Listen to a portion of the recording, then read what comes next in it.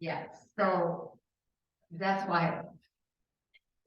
And the whole first part of my presentation is about DCJ and a commission that was in DCJ back in the 70s. And, you know, I kind of said, what background do you have? And they kind of said, none. You have to go to the archives. That was it. So I ended up calling. Okay. It's good you didn't record it before that. So, you know, we set them up for success, and then they're able to hit the ground running with people behind us and really get the work done. So here's to all of us. Thanks. Thank you. And now we're going to go to everybody up on the screen joining us remotely. And just a reminder for members of the public who are joining, we will have public comment towards the end of today's meeting. We ask that until that time, you leave your camera off. And if you're a member of this working group and you're in a place where it's safe for you to do so, we'd love to have you on camera. And forgive me as I look at the screen to call on folks as we get to know everybody. I'm just going to go in order of the screen. So Debbie, I'm going to ask you to introduce yourself first. Thank you. My name is Debbie Hunter-Holland, and I am on this group as a victim voice. And there's a lot of work that needs to be done. And having experienced directly what happens from a school's perspective to an actual event, I can see a lot of ways that we as a group should be able to intervene and keep from what happened to me from happening. And my goal is more utopia in that I would like to see all of you looking for a different job, that we take care of those who really need the help, so they're not needing your services as much. Thank you, Debbie. And next I'm going to go to Victoria, please. Hello, I'm Dr. Victoria Terranova. I'm an associate professor at the University of Northern Colorado in the Department of Criminology and Criminal Justice. I'm serving on the working group as a academic and criminal justice representative. And I really see the success of this committee and the opportunity to kind of promote sustainable and effective criminal justice reform that's representative of all the voices for the Colorado community.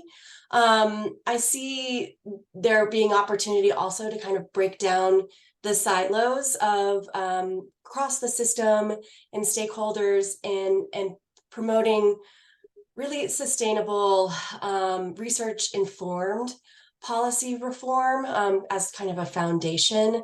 I think that's really how you can build out really long-term effective change that's also really representative of the various interests of the community, because you know you're always going to have competing and differing interests, and really effective reform comes and bring all of that together in a collaborative sense. And I think that's what really excites me about this working group too, is the opportunity to be able to bring all of these voices to the table and building out a structure where that has a long-term future for kind of ongoing reforms and changes.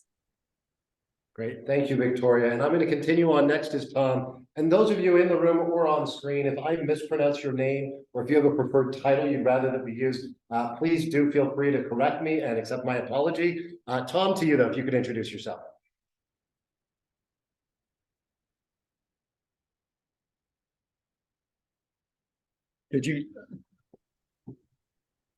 Art, did you say me? Tom? Yes, sir, please. Okay, sorry.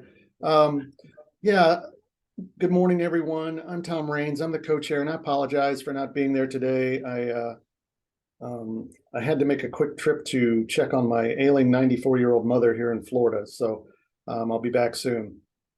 Anyhow, it's a pleasure to be a part of this group. I'm currently the director for the Colorado District Attorney's Council.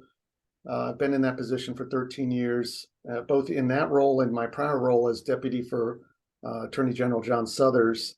I had the the pleasure, not always the pleasure, but a lot of work on the CCJJ from its inception through its end, and was part of many of those efforts along with Maureen and several others who are part of this discussion today.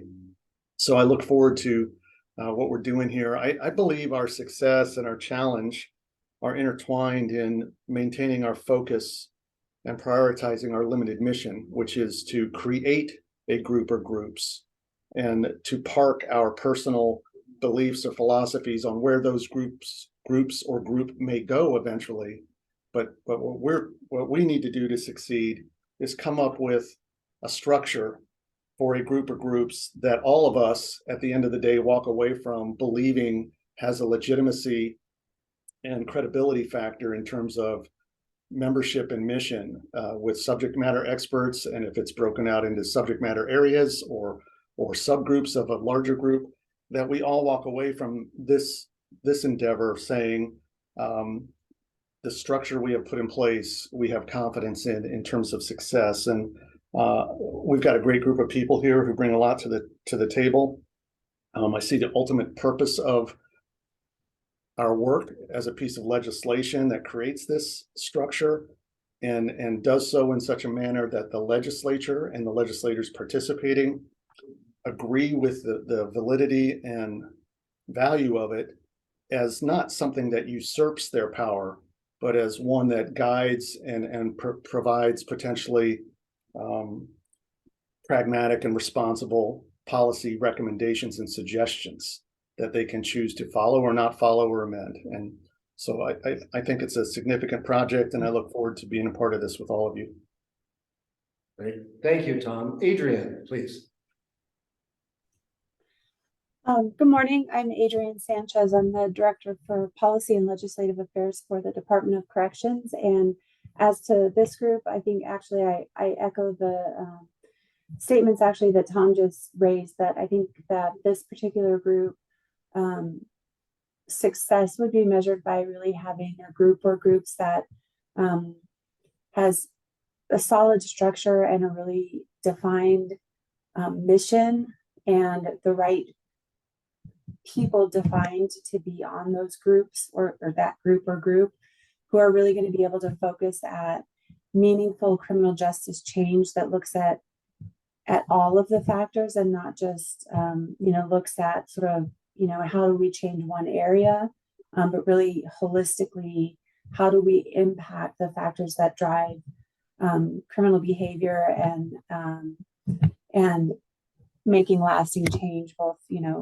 while people are incarcerated and looking at the factors that cause people to become incarcerated and impact better outcomes in the long term. So really focusing on how do you put together teams that can talk about those things openly and freely, and put parameters in place that ensure that those groups can put together the best policy strategies for the legislature to pick from.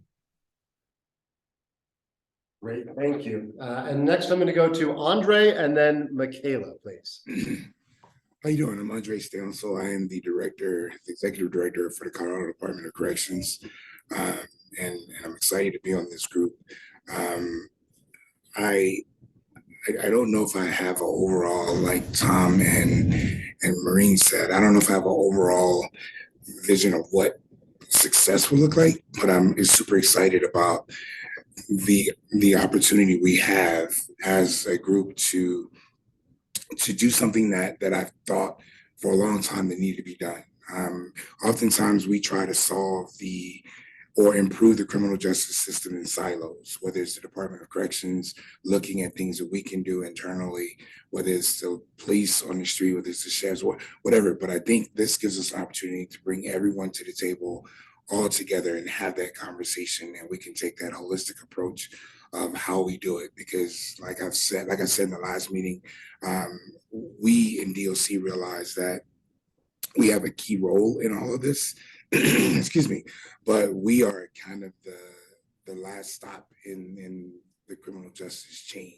So if we can, whatever we can do to influence and help those steps before it gets to us, we're definitely excited about being a part of that. So I'm excited about being a part of the group. Thank you, Director. We go to Michaela and then Jason, please. Hi, everyone. I'm Michaela. I'm here today as a proxy for Vincent Atchide with Mental Health Colorado. Our interest really is at the intersections of mental health and criminal justice, and really wanting to have people, I think our aspiration is that people get the care that they need and avoid systems involvement. I believe Vincent should actually be joining us shortly, so he can perhaps speak more to that if he signs on. Great, thank you. Jason, if you want to jump in, and then Tristan. Sure. Good morning. My name is Dr. Jason Lester, but please just call me Jason. I am the Human Services Representative, and I proudly serve at El Paso County Department of Human Services.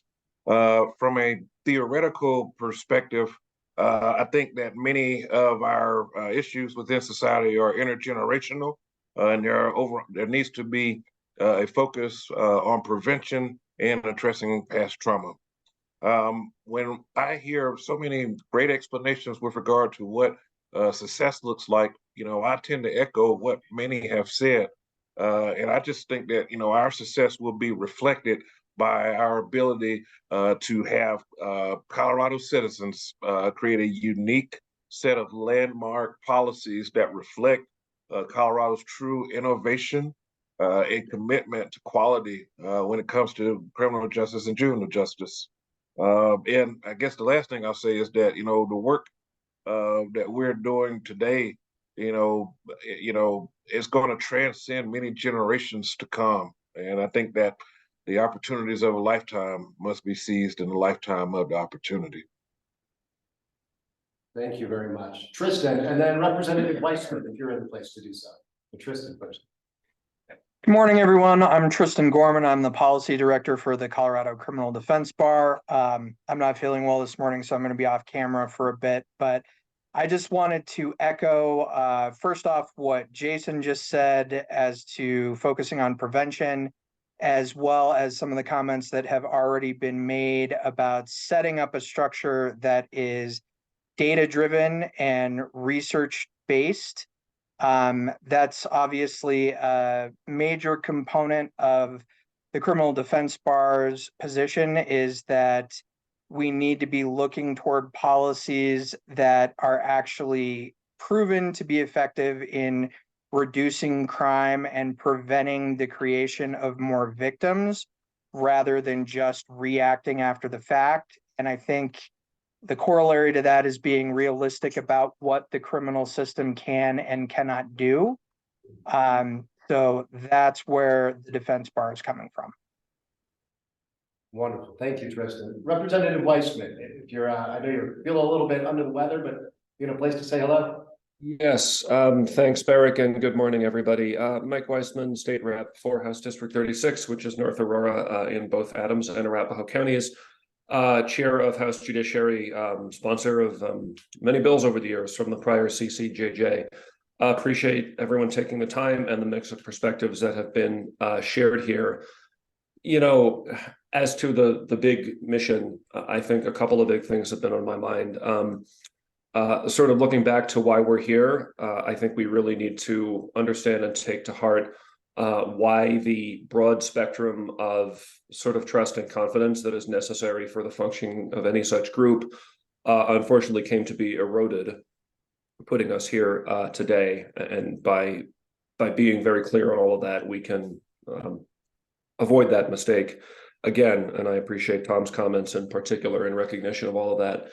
And then going forward, as I've thought about this meeting today, I think we have to grapple with the who and the what. Understanding we are not here to get into that ourselves, but those questions I think are at the middle of the structural question that we are talking about.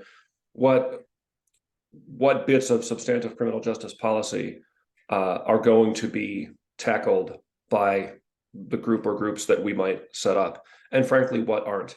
On the one hand, we have a comprehensive rewrite of all of misdemeanor sentencing from 271. To me, that seems like a pretty good example of something that a big, broad group could very usefully sink its teeth into. And then, on the other hand, every year we see a variety of much narrower sort of rifle shot policies brought by some member for some reason, and maybe there's less of a need for any structure to sort of opine in that way.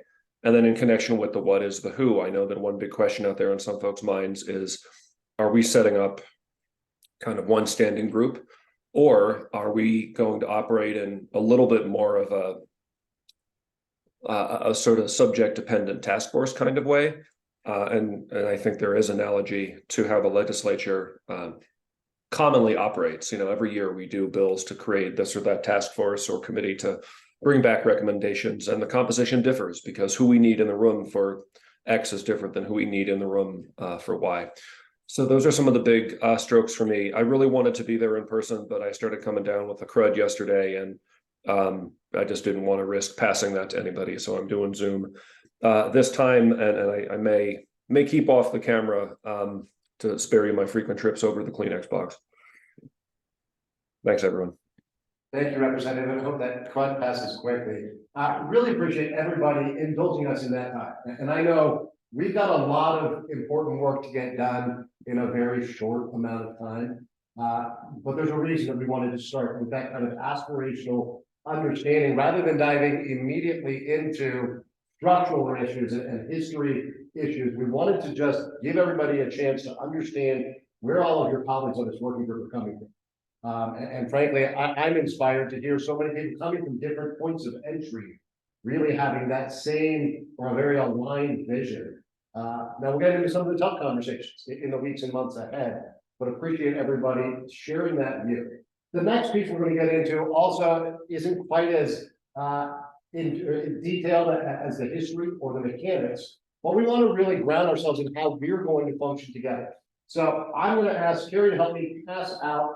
This is by no means a dictate of what we're going to use, and I'll drop this in the chat as well. This is just a draft of some group norms and agreements that we use with a lot of the working groups and task forces. And what we want to do is ask this group to, one, react to this, two, tell us what feels right, what's missing. What we want to do before we get into how are we going to vote, what's going to be done with dissenting opinions, we just want to see if we can ground ourselves in how this group is going to function internally. And you'll see that this isn't a heavy hand. We ask for things like disagree without being disagreeable. We ask people to come prepared. But what we want is this to get personalized and tailored to this group's work. So I'm going to give everybody just a couple of minutes to read through this. And then I'm going to ask folks to start weighing in on what feels right and applicable to this work, where you think it needs to be altered, and where we need to dig in. I will just call out, there is a bit about confidentiality and meeting disclosures. We're going to have a dedicated conversation today about how we want to handle inquiries and communications. So feel free to react to that item, but know that we'll also in just a few minutes be having a conversation specifically about that. Carrie has dropped that in the chat for folks. I'm also going to put it up on screen for everybody.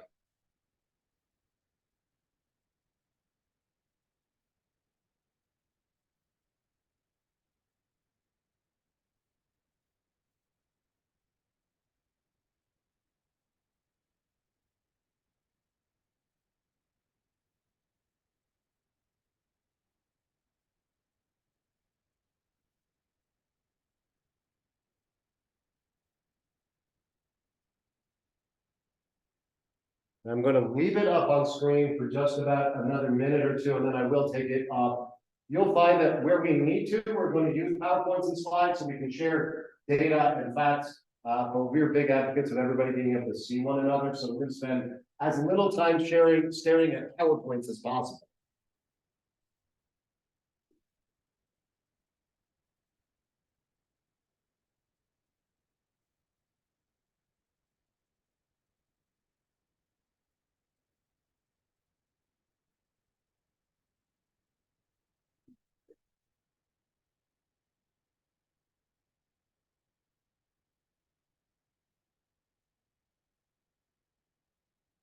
All right, you should all have had that in the chat, or those in the room have a hard copy. So this is where I am going to stop sharing so that we can get back to seeing each other. And I'll ask those who are joining remotely, I struggle with Zoom here, feel free to use the raise your hand function, those in the room, you can actually raise your hand and look at us. But I'm going to ask just by a quick show of hands, does this generally look like something we can work with and how we're going to operate? Are we close to things? Can I get some hand indications? Does this feel generally where we want to go? Does anybody feel like there's big glaring errors here? Okay, so the big picture for me is always the easy part, then we get into the detail. That's where it gets tough. I would love to just hear from folks. What feels like we need to tweak any language here, or where are things from your experience in these kinds of working groups, where, let's be very honest with one another, it's great today while we're talking aspirationally and ambitious. It's going to get into some difficult conversations. And I want to make sure you feel like we've got agreements among the working group itself that will make sure we are conducive to productive conversation. Are there other things that people would want to add to this, or just suggest in how we conduct ourselves as a working group?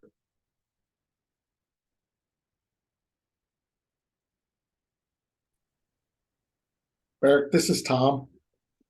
Yes, sir. I think, and I would welcome others' comments on this, just in the experience, at least through CCJJ, both in terms of the commission meetings and the task force meetings, it's hard sometimes for any of us who are vested in an issue to, lack of a better way to say it, stop talking. So I think it's important that I don't know that we necessarily need time limits on when you talk, but I would like the facilitators, you all, to, kind of ring the bell at 4 or 5 minutes and say, we're kind of drifting off into your, the personal philosophies, and I've done it myself, and just state, what's the comment on this issue? What's your opinion on this, this type of group, that kind of thing. But we got to, because of efficiencies, really got to save the soapbox stuff.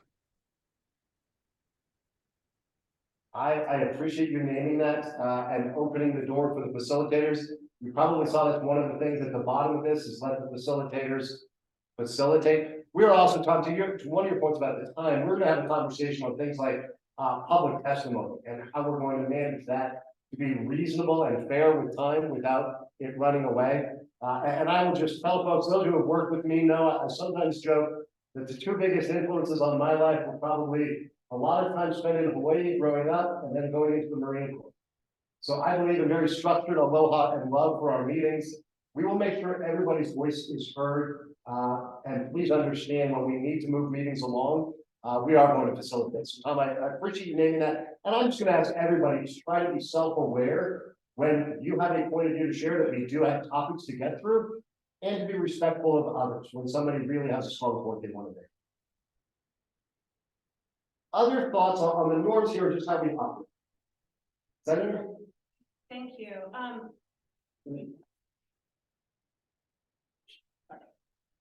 Thank you. I will just also share that I do think that part of that question in terms of participation, I think actually gets to some of the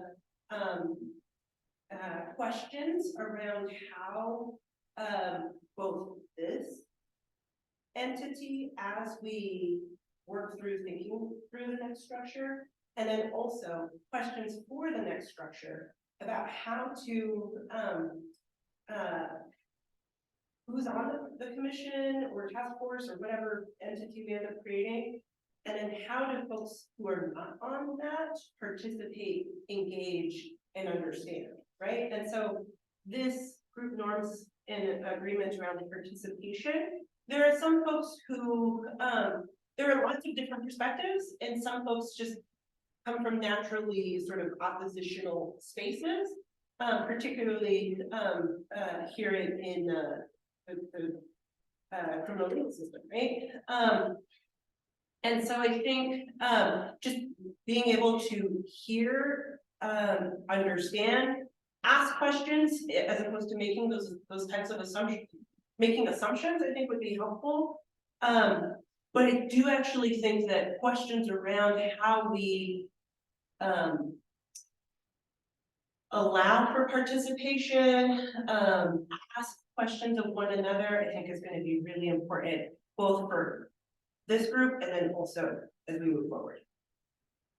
I appreciate that, Senator, and you know, for me, I'm hearing what you're saying. I think we've got an item to talk about how we're engaging public testimony and managing that. I think to your point, that's a lot more than time. That's how do we make it a welcoming environment? How do we all come to this conversation, owning our own viewpoint, speaking for ourselves, being ready to be pushed out of our comfort zones, and making sure that anytime we have a member of this working group or a member of the public who's speaking, that they feel comfortable to share that and that we listen to them rather than preparing a response. So I really appreciate that. Any other folks online or in the room want to weigh in on these? And this is not to be exhaustive and say that if it's not on here, it's free game to do whatever you want. We just really want to ground ourselves in fundamentally how are we interacting as a group. Well, hearing none and seeing no hands, we will distribute this electronically, and I'll invite you to email Carrie and myself as well as the chairs with any additional thoughts. And think of this as a living, breathing document. As we encounter situations, we may ask this group to pause and just talk and reground ourselves in how we're going to function. I do want, Maureen? All I want to say, I just want to say when you share it, I also make sure we post it on our webpage. We will be having a webpage, so the rules of this kind of code of conduct, I think, should be publicly posted. We absolutely will do that. And on that note, I also will ask all of you to always push on Carrie and me and our team when it comes to the accessibility of these meetings. If folks have specific requests or needs, whether that's documentation or otherwise, do let us know. With that, I am going to move us into more of the technical operations of the group. And a few of the topics that we do want to get to. I see Tom asking about thoughts on public testimony, and we're going to go there in just a minute. That's going to be more of a conversation, and we can talk about how we want to approach things like when we're going to invite public testimony. Are we going to establish time limits? If so, are there exceptions? How do we manage that? What do we do when we have an overwhelming response to one topic? And there's a lot of interest. And I'll put on the table, are there other forms of engagement that you all want to put on the table to make sure we're getting diverse perspectives and as broad perspectives at the table as possible? Before we go into that, I want to talk about some more of the more technical things. And in particular, we're going to start with issues around how we're going to function when it comes to votes. This group is obviously charged by executive order with putting forward a recommended structure for whatever entity or entities would replace the previous commission.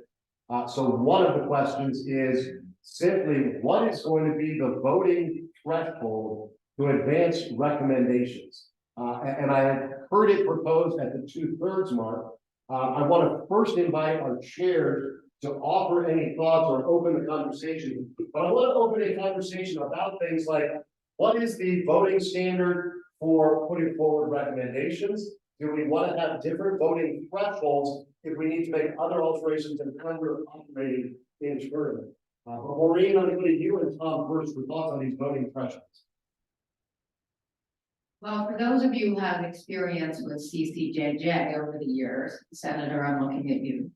The voting threshold became an important issue. Originally, CCJJ had a 75% threshold for anything to have a CCJJ recommendation. But those were policy recommendations. Those were changes in, statute. Ultimately, CCJJ went to a 2/3 majority for a recommendation to be endorsed by the commission. So we're not making a policy recommendation, but we're probably going to recommend some statute. So Tom and I have talked about this, whether it should just be a simple majority or whether it should be more than a simple majority, because, but as all of us have said, we're setting up a structure that's probably going to exist for decades. And so, if one more than 50% like it, you know, is that good enough? So, I invite all kinds of comments on that, because, I'd like a little bit more than maybe 1/50%, so.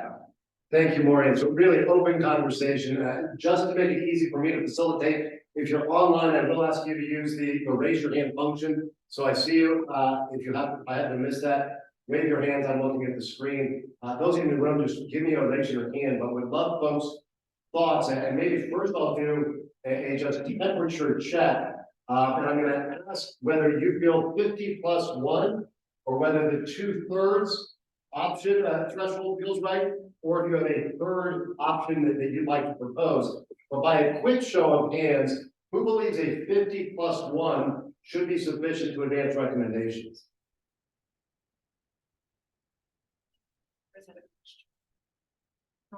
Tom, I see your hand up on the screen. Is that a hand in favor of 50+1, or to make a comment? No, I was going to make a comment. Please.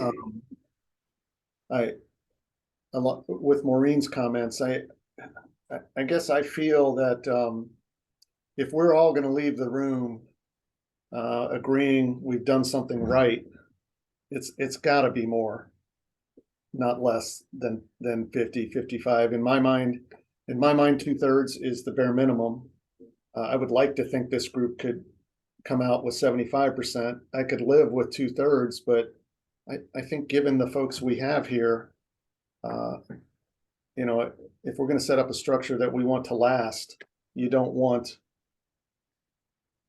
30, 35, 40% of the folks who were part of it walking away saying they screwed it up. So it may be hard to hit that number, but hard doesn't mean it's something we shouldn't attempt to achieve. Thank you, Tom. I'm actually going to hold off on my straw poll and open it to the floor and the screen for comments on your current thinking about why we should be looking at 50+1 at 2/3 or up to that 75%. Anybody else want to weigh in with thoughts or things that you'd like the group to consider? Senator. Thank you. Actually, a question for Maureen and Tom or clarification. You know, in CCJJ, we had a 2/3 requirement, but we had this voting mechanism of yay and nay, and I can live with it. And there's some pro and con to doing that, but I want to talk about it because when you do policy, you're almost drafting. I mean, it's not a binary thing maybe until you get to the end. And we operated on our standard was a 2/3, but in many ways, the CCJJ operated on a near consensus basis. Good, bad, or indifferent, and that's worth some discussion as well. I think the senator. Okay, and I'm gonna, and I think Senator, you raised an important point. We've got conversations we'll have internally, and we've talked with the chairs. We are absolutely going to use to move conversations along. I hate it. I can live with it. I'm in favor of it. I also want to make sure we're having a conversation, see if we can get to consensus or full agreement on when it comes to recommendations that we advance, what that threshold is. Senator. Thank you. And to add on to Senator Gardner's question, I think we also in the CCJJ had a number of there were a number of times where entities who were voting would just abstain, and that then became like its own thing. So I like, just as we're trying to make these recommendations, that's another question that I would have in terms of like, how are we going to like, if you know, say 10 people abstain, is it then 75% of the folks who engage, or you know, all of that? And before I hand it over, I think you name it a very important consideration. We've got multiple things. We've got things of how much do we agree to move a conversation along? How do we decide the vote threshold to advance a formal recommendation? And then I will flag it, and I shared this with the chairs and Senator, you may know which one I'm talking about. We had a task force a year ago for the state that decided early on they needed a supermajority of a super quorum to make any changes or advance any votes. They did not have a quorum show up, so they could not advance recommendations, nor could they even hold the vote to decide to change the threshold that they needed. Now, I'm expecting that all of you are going to be much more engaged in that, but I want to make sure we talk through these, contingencies here. Maureen. Yeah, I just wanna, I think this is really important, what Senator Gardner said about that middle of the road, I can live with it vote, right? Because if that counts towards the majority, then that's different than the two, then 75% is a little different, than the 2/3. So, I didn't hate it. I think Tom hated it. I can live with it. And so I do think in this discussion, we have to decide about that. Also, none of these are again siloed issues. So I'm gonna say to you, I mean, part of it is we're gonna talk about minority opinions in a minority report. What positions people are allowed to take in, if I'm in the minority of even 75%, do I go and testify against some bill? Those things get intertwined in making a decision about the majority vote. So I'm open to discussion about all of these things now as we make these decisions. Thank you, Maureen. Representative Weissman, and then I'm going to go to Tom.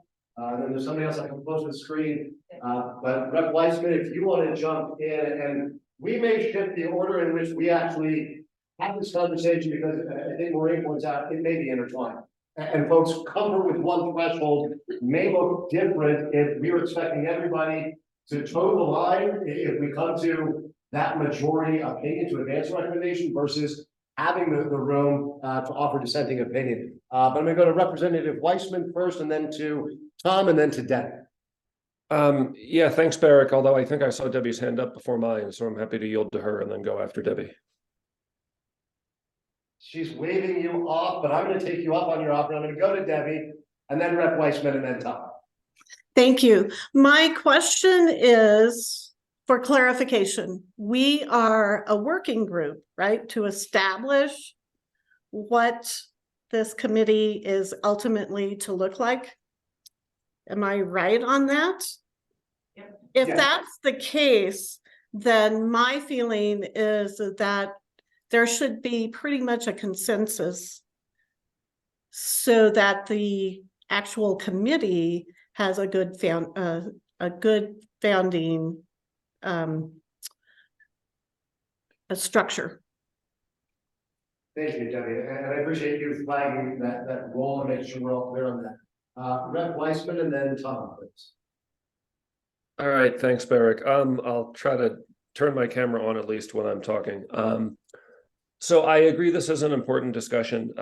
I guess for folks who don't know, I have actually not served on TCJJ myself, for the reason there's kind of been this culture, at least in the House Democratic Caucus, of the Judiciary Chair not seeking to occupy that role and create space for another member of our Judiciary team too. So I've been in a lot of discussions, carried a lot of bills, but have never sat, for example, where Senators Gonzalez and Gardner have.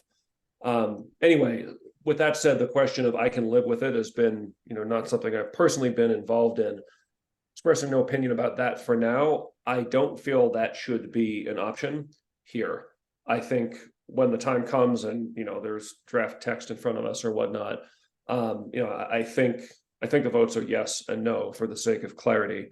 I agree that building toward more than half would probably be aspirational. I put some example numbers of just where our denominator is 17, what pops out of that.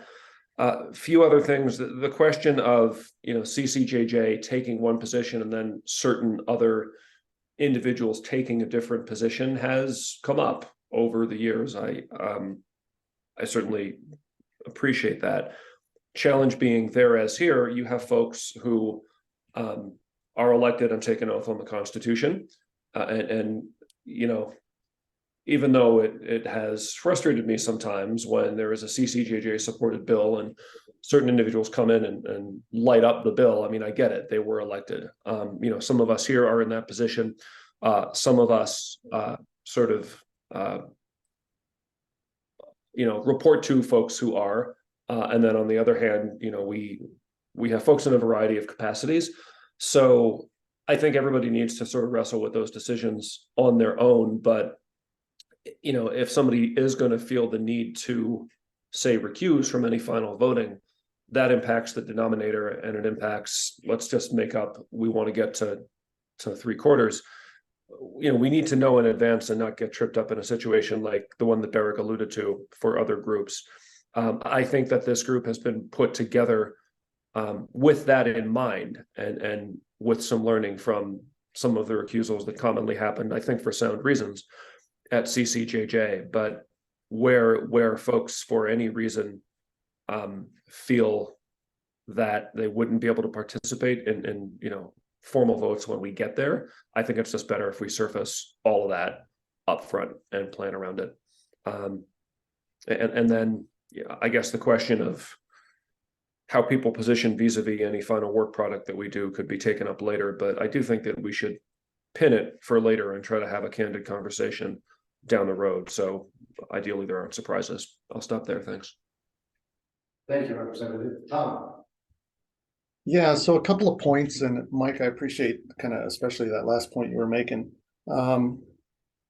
In terms of thresholds and CCJJ, I think someone alluded to the fact, I think it was Senator Gardner, that yeah, for final recommendations, we had the 2/3, and then in the lower groups, task forces and working groups, it operated more on a simple majority. I always felt that that was somewhat a problem, because it allowed, in my mind, that those groups, those task forces, which in many cases had more true subject matter experts than the actual commission, it allowed them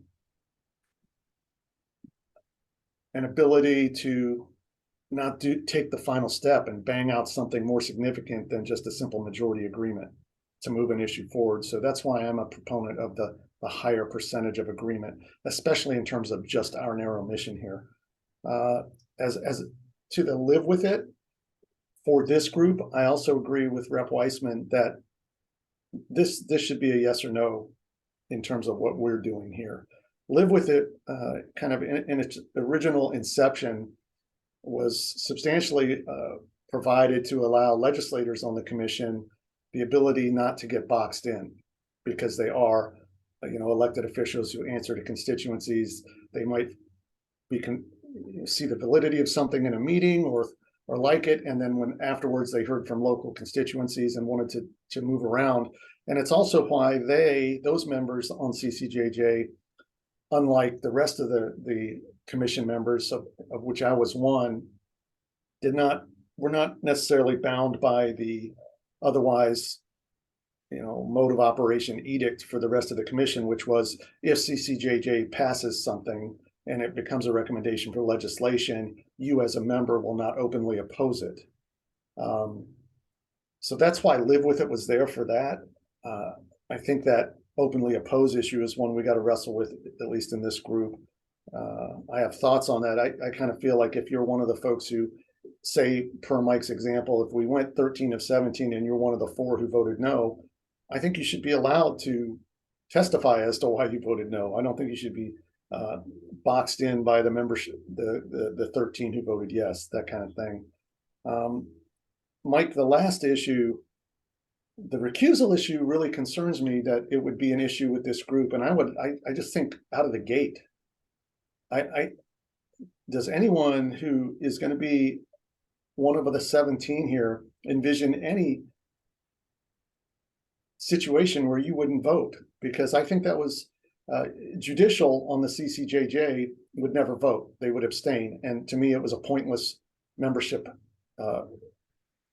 opening on the commission to have someone who recused all the time or abstained. I don't think we should be in a position here where any of us abstain or recuse from a vote on what a group or groups look like. So I would be concerned if someone foresees a situation where they would not vote.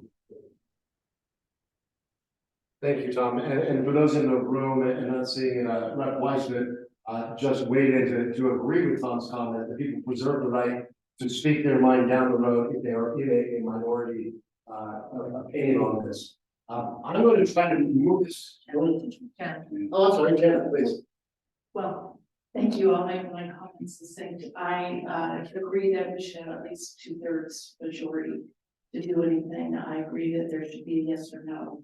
And to the point of recusal, I do think that has historically been a problem. And the only time I think we'd be required to recuse is if we have conflict.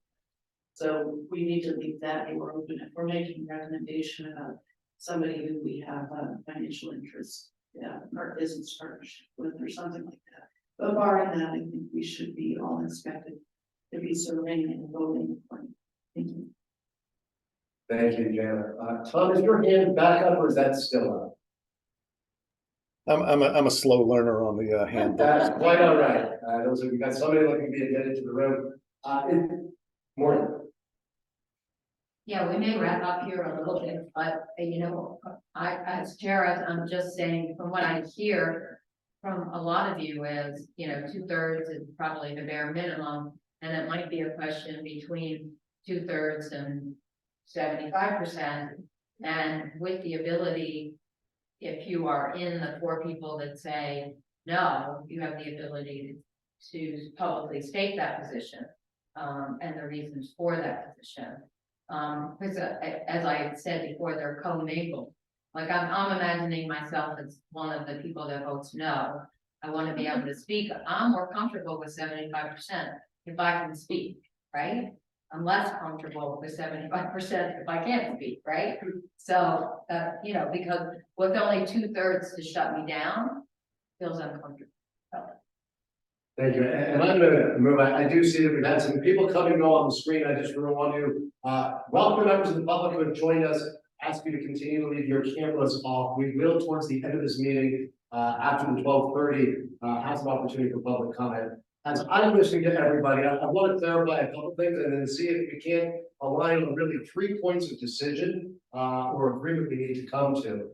It seems to me that we've got the question of what will be the vote threshold requirement for the formal recommendations proffered by this working group on the future structure. There's a lot of agreements or votes we may take about whether it's what we're having for lunch or what research we're bringing in. Those I think are totally different. What we're talking about right now is what is the threshold for the recommendations of this working group. I'm hearing underneath that 2 things that maybe we need to tease out first, but I'm going to ask the group about this. Number 1 is whether or not this report will include both the majority and a minority opinion or report. And number 2, for those voting in the minority, what is the feeling of the group? And I think I'm hearing it, but I want to make sure we spell it out. What is the discretion that we are fully embracing for members to express their voice if they were not in the majority? So my question first is, do folks want to finish that conversation about whether we're going to have a minority with dissenting opinion in reports and about that liberty that others have to express their opinion, even if that is opposing? Do you want to air that before we vote on the threshold to Maureen's comment that she may have a different comfort level depending on where we land on this other things? Just by a quick show of hands, does it feel like we need to tease out those other 2 issues about dissenting or minority report and about what people are free to do to go oppose the majority? Does that feel like what we should go? Okay, I'm seeing agreement here. I saw somebody in the chat. Is there anything? Mike Weissman says it's possible there isn't a single minority report view. For example, say we do 3/4, 13 of the 17, the other 4 might all have been no for different reasons. Fair enough. So let's tackle what may actually be the easier question first.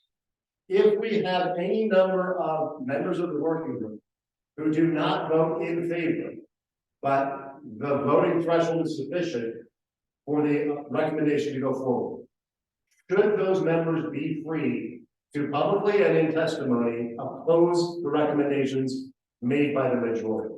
And I'm going to first, before I open this conversation, just do a quick show of hands temperature check. Does anybody believe they should not be able to dissent or oppose?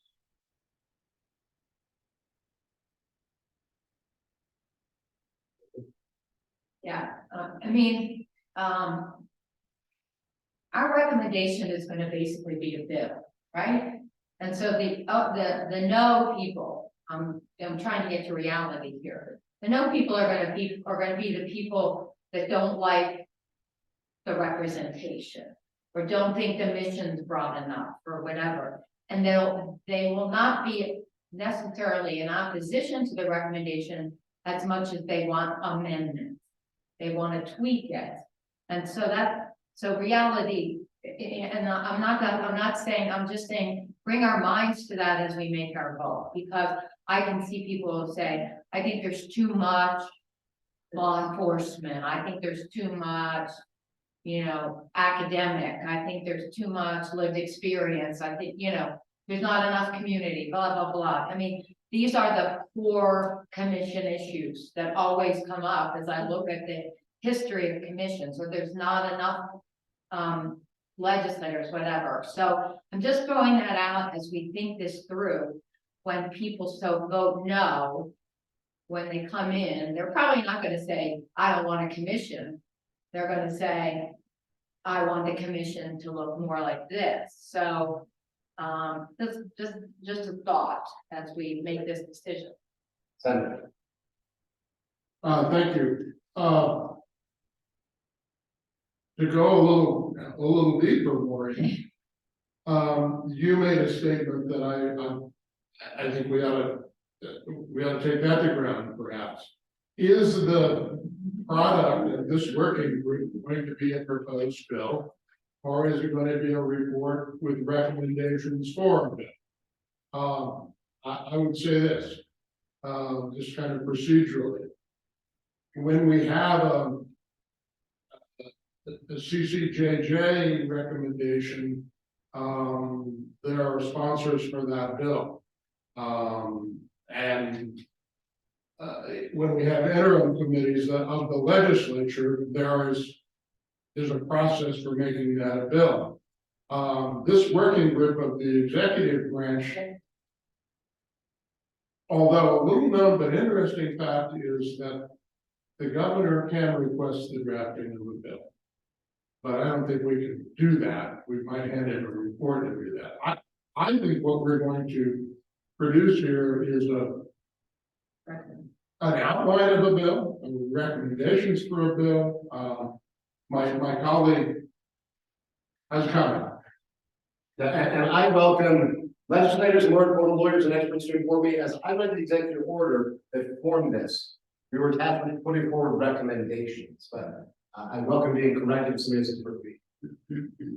It's part of why I was a little frustrated with our dear governor when he put forward the executive order, because to me it sounded, I don't think it was necessary to come forward with recommendations. That to me sounded like just traditional stakeholder work. Our dear gov's gonna go.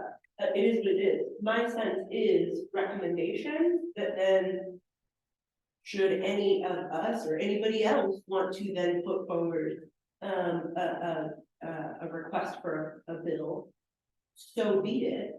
But I think this entity, as Barrick has stated, is our recommendations, and then it's up to any or all of us within the legislature to figure out the next step on that. Anybody want to weigh in further on that issue, or the topic that sparked that conversation about the freedom of folks? Because it sounds like in that this group won't be drafting a bill unless something changes in the coming months. What bill may exist in the legislature, introduced or as amended, does anybody want to limit the ability of members who did not support the original recommendation to testify in opposition or to offer proposed amendments or changes to any such bill? So I'm seeing, we've reached our first point of unanimous consent, which I am excited to see. It sounds like this group is in agreement that if you don't vote for and don't agree with what the recommendations are of this working group, nobody here is saying you are out of line or out of order to oppose a bill that contains exactly those recommendations. Is that consistent? Does anybody want to dissent from that understanding? Okay, We've got one of the three things I was hoping to tackle this morning, actually four, and that's we're gonna go to whether we're publishing majority and dissenting opinion, which I will also say, we may want to leave that kind of fluid as this group goes forward. Then we'll come back to the question of that voting threshold. And then finally, I want to get to how we communicate with the press, constituencies, friends, our neighbors, everything else about this work. But let's come back to the question of, do you envision a world where we offer both the recommendations and whether it's a formal dissenting opinion or simply additional perspectives and considerations offered by those who don't vote in favor of the recommendations as is? And I'm not asking for a yes, no, up, down. I'm just asking for open thoughts on how you'd like to approach what will be our goal to publish a report. And in the event that somebody doesn't agree with everything in it, how would you folks like to approach that?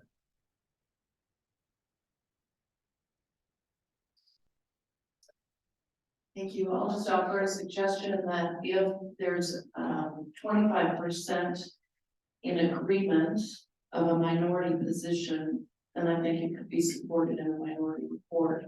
If there are individual one-offs that don't align, then I don't think it's the place of this group to publish that. And that number maybe can be open to variables depending on what the thresholds are. Thank you. And I'm just looking, Tom dropped something in the chat saying, I think a minority report should be part of this if it exists. And that report can contain more than one opposing position. So if you were to keep moving this conversation, Senator, did you understand that?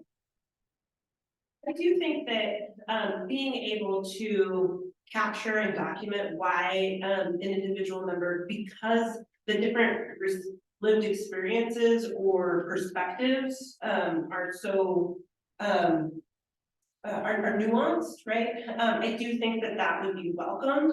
There's certainly been moments in time where Senator Gardner and I have opposed a policy for radically different reasons, right? And equally vehemently with vastly different things.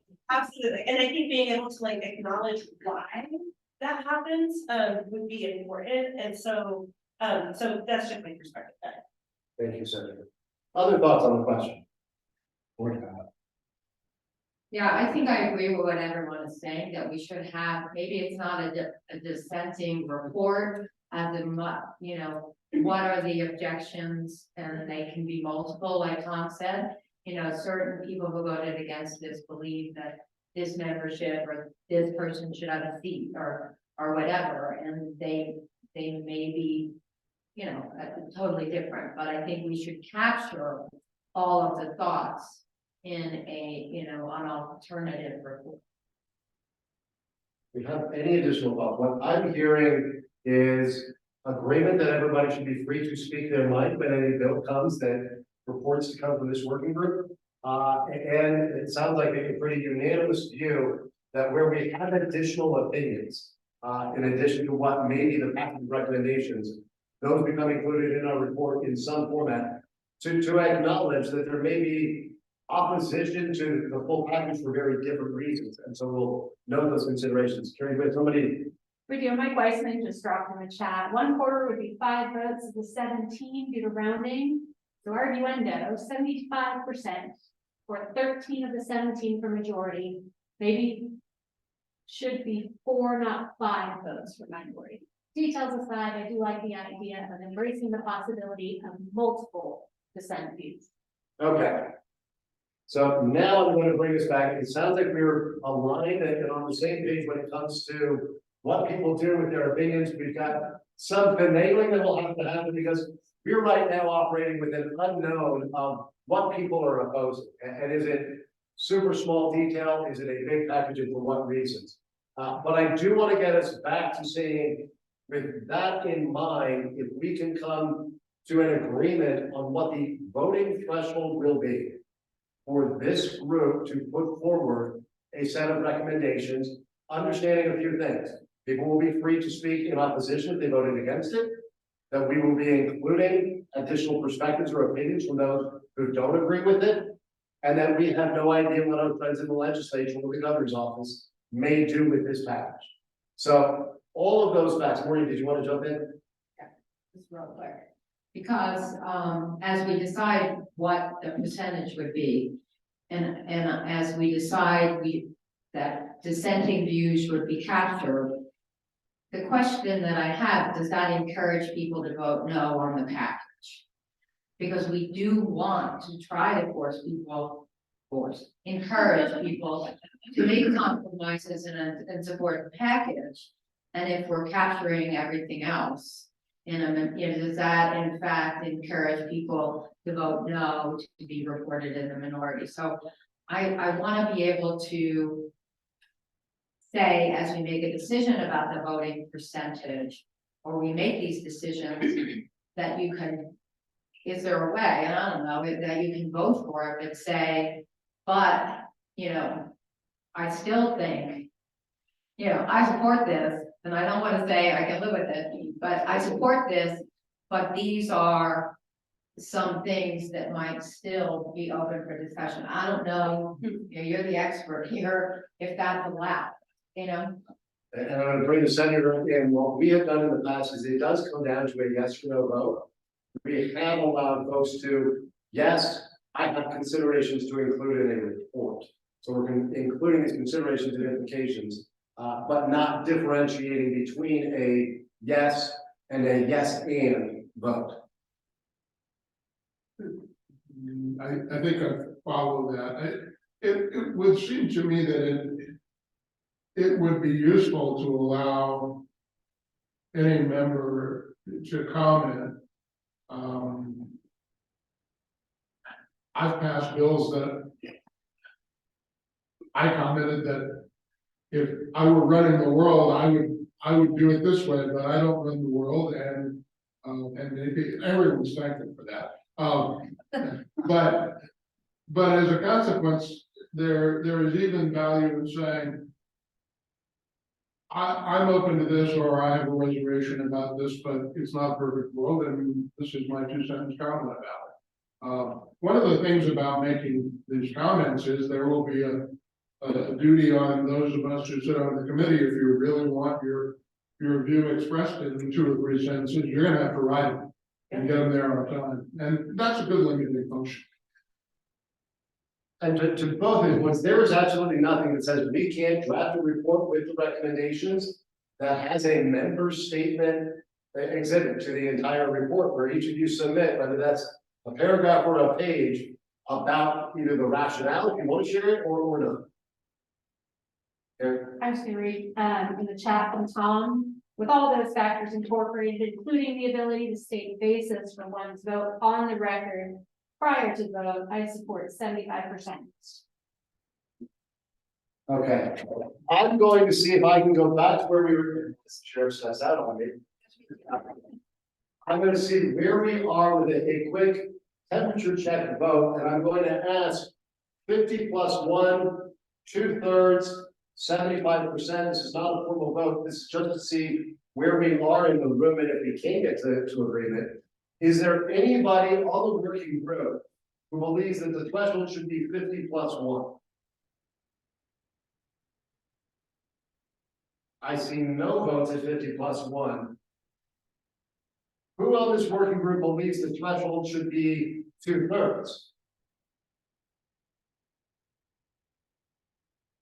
I'm fine with that, but I'm not, like, that's the number. Okay. We have one out of the 2/3. Again, the working group members. Who believes that the threshold for putting forward formal recommendations with all the stipulations that we've named about additional considerations or opinions being included and the ability to oppose openly, who believes the threshold for the formal recommendations could be 3/4 of the members? Okay, that's like, Okay. I'm good. I believe we have unanimous. I'm going to ask another way just to make sure I don't miscalculate anything. And Rep. Weissman, I'll put that virtual hand down. Is there anybody in the working group itself who opposes a 3/4 threshold? Seeing none, it looks like we've come to 3 operational agreements. One, that everybody is free to share their opinion about the recommendations if they didn't vote in favor of all of them. Two, that we will find a way to include whether it's one or multiple dissenting views or additional considerations.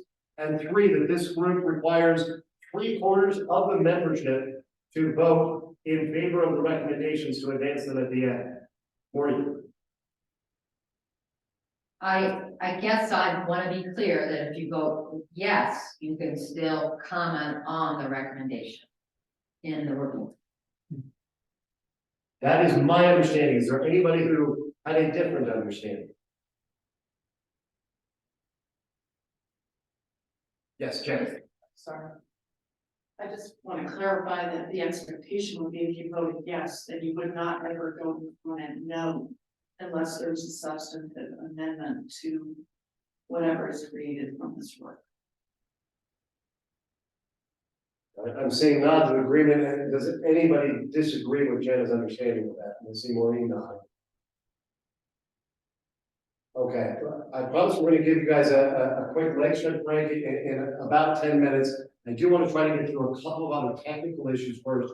One regards proxy votes and our intention to allow proxy votes and the expectations around attendance. And I'm going to first just make this, see if we can get this simple.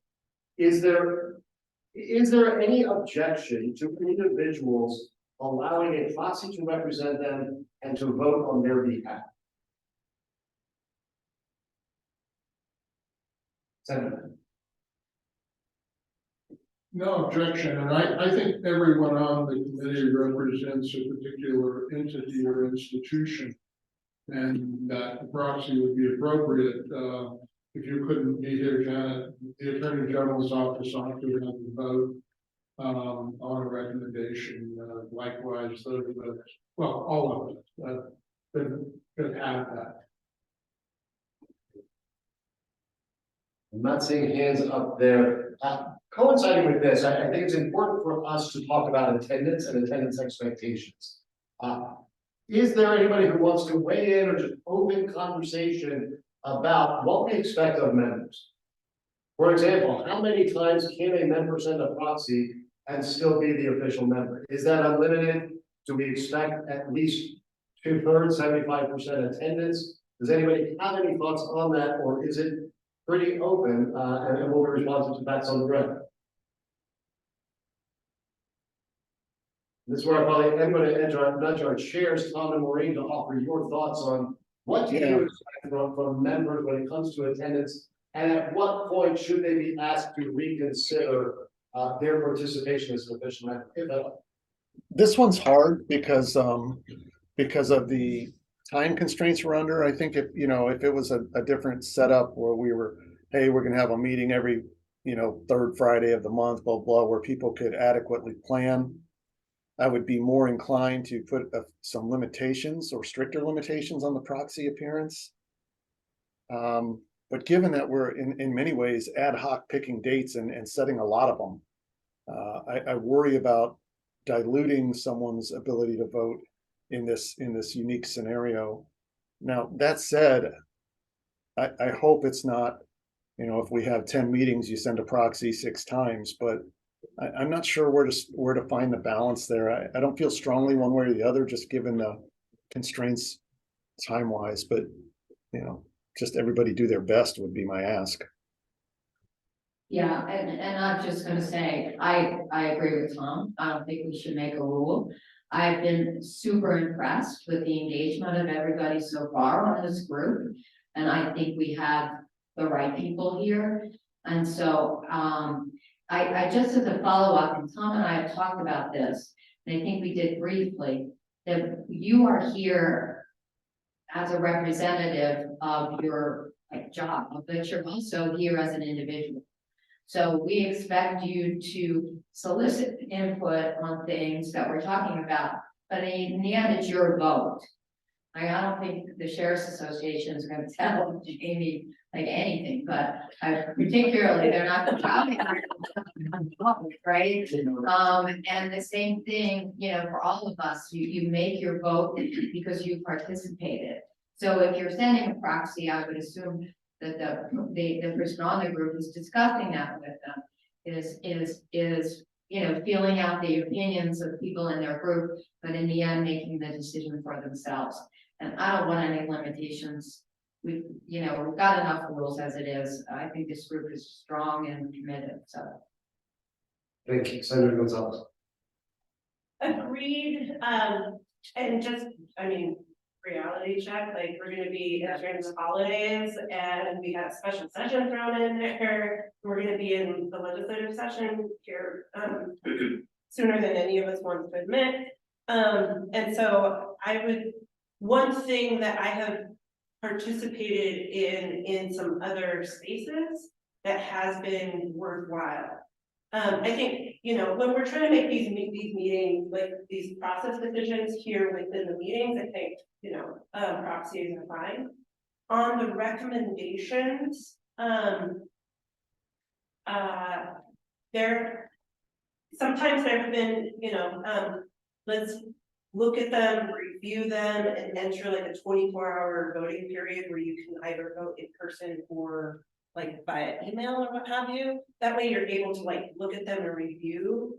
And so that might just be like a practical way to like operational, is it? That way if you're not there in person but still want to weigh in, you can. Thank you. Go to Debbie. And just to that point, we're going to work with the chairs and with all of you, because my experience also is that we'll have a set of recommendations and go to votes, and people will say yes, if, and we'll be doing some tweaking. So I would say our final voting is probably not even a single 24 hours, probably a window, short as it may be, for revisions to get everybody on board. Debbie, you had a thought. Thanks. I look at this a little bit differently in that it is a working group and we are working with each other and building trust. And to bring someone in as a proxy, at least make sure that that person is consistent. So every time you need to have a proxy, that it is the same person, just because of that, that trust and making sure that when you're not there, that you are there. If that makes sense. Yeah. I think it definitely does. It comes back to what we talked about at the very beginning about being engaged in the work. And I just want to point out for those in the room, Representative Weissman weighed in to trust everybody to make their best efforts to attend and engage. We don't need a rule. And Sharon Senator Gonzalez's view on making sure we have an accessible voting system, whether that's in person or in addition to that.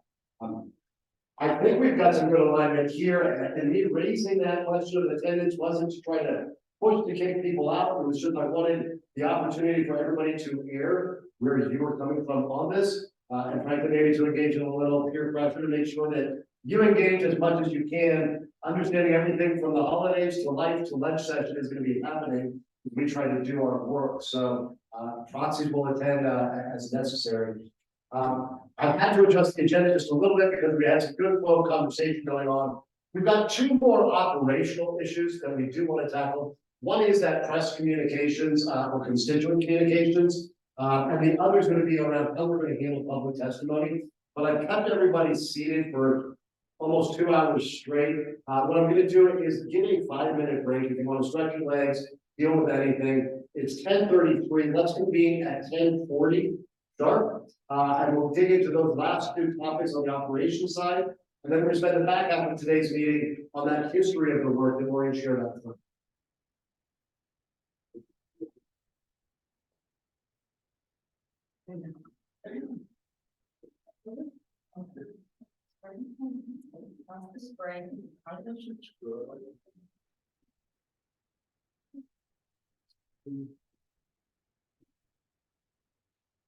Just one of these days. Yeah.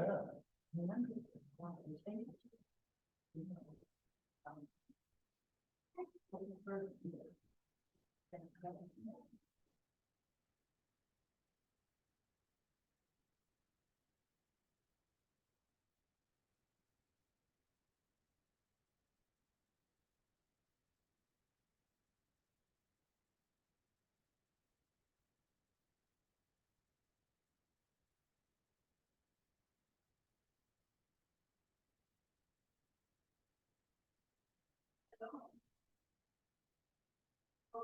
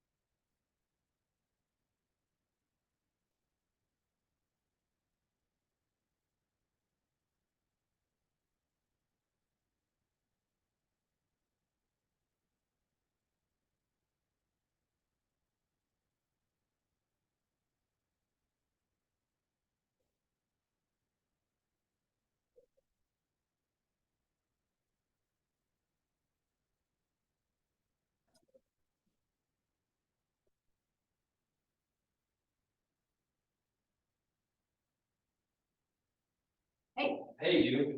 how are you? Good, you? Good, good. How's Summit? It's busy. Getting ready for the skiers? Yeah. So, like the- Yeah, it's great. Yeah, that's there. Yeah. But yeah, even the mud seats.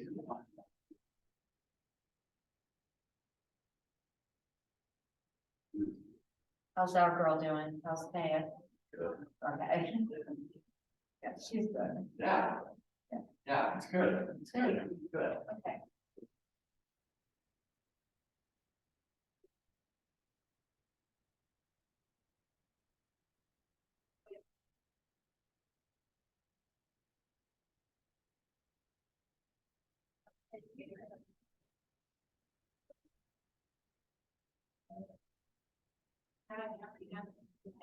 Yeah, that's for something, but.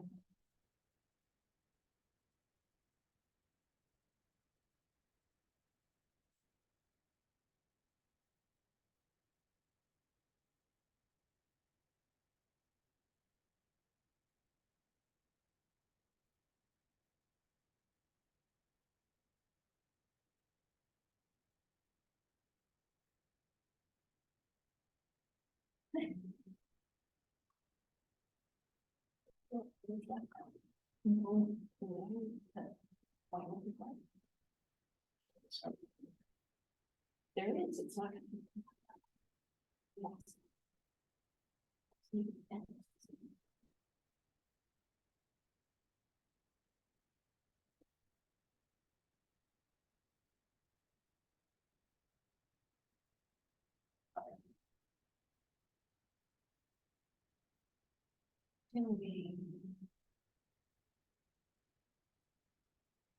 All right, yeah, so, Eric, my speakers are coming at 11. I do the first 7 slides, and then Michael Doherty, who's the elected DA, on the 20th, does the next presentation. And he may have some time issues, so I'm gonna check with him. He's been texting me.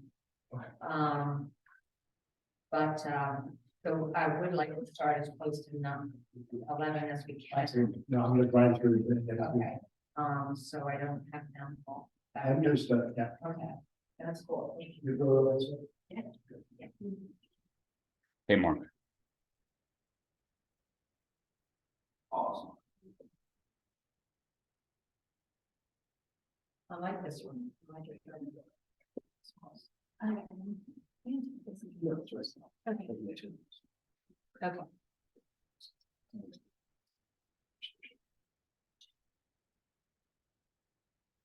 Yeah. Oh, you know what? I don't know.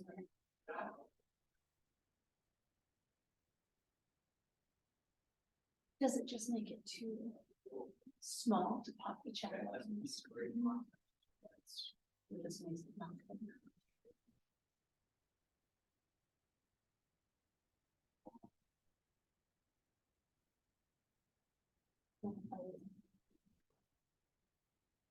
agreement.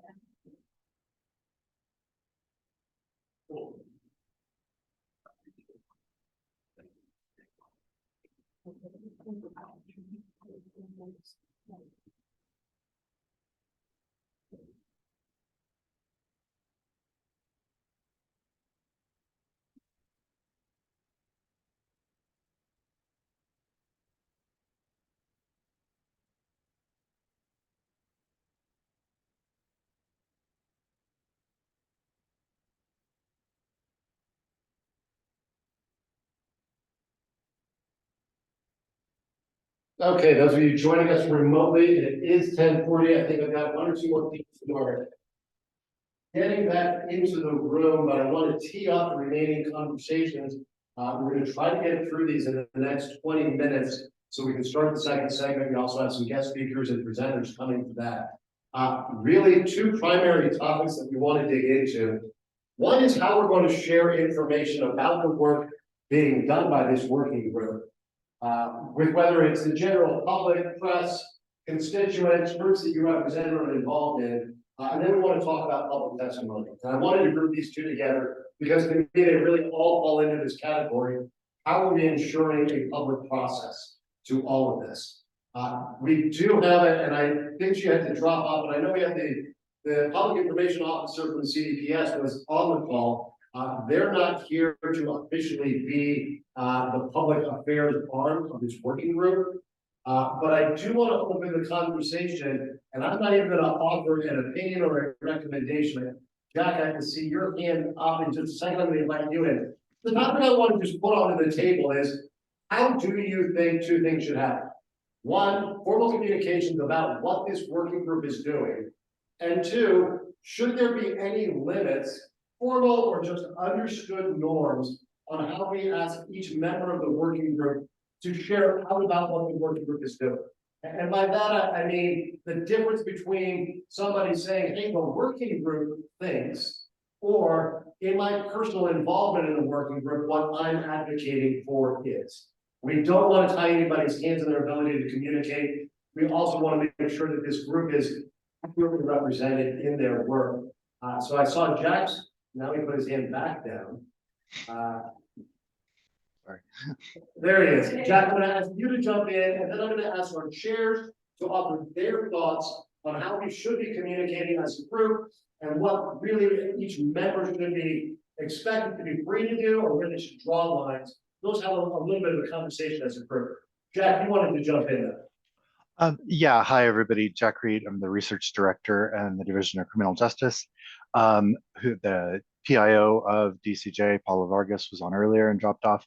And I just want to just make sure you all know that we are available to act as the, effectively the PIO for this committee. If you would like us to, put out any releases, add anything to our website that has, or your website that actually has information on, meeting and agendas, any additional communication, we are more than willing to act as the conduit for that.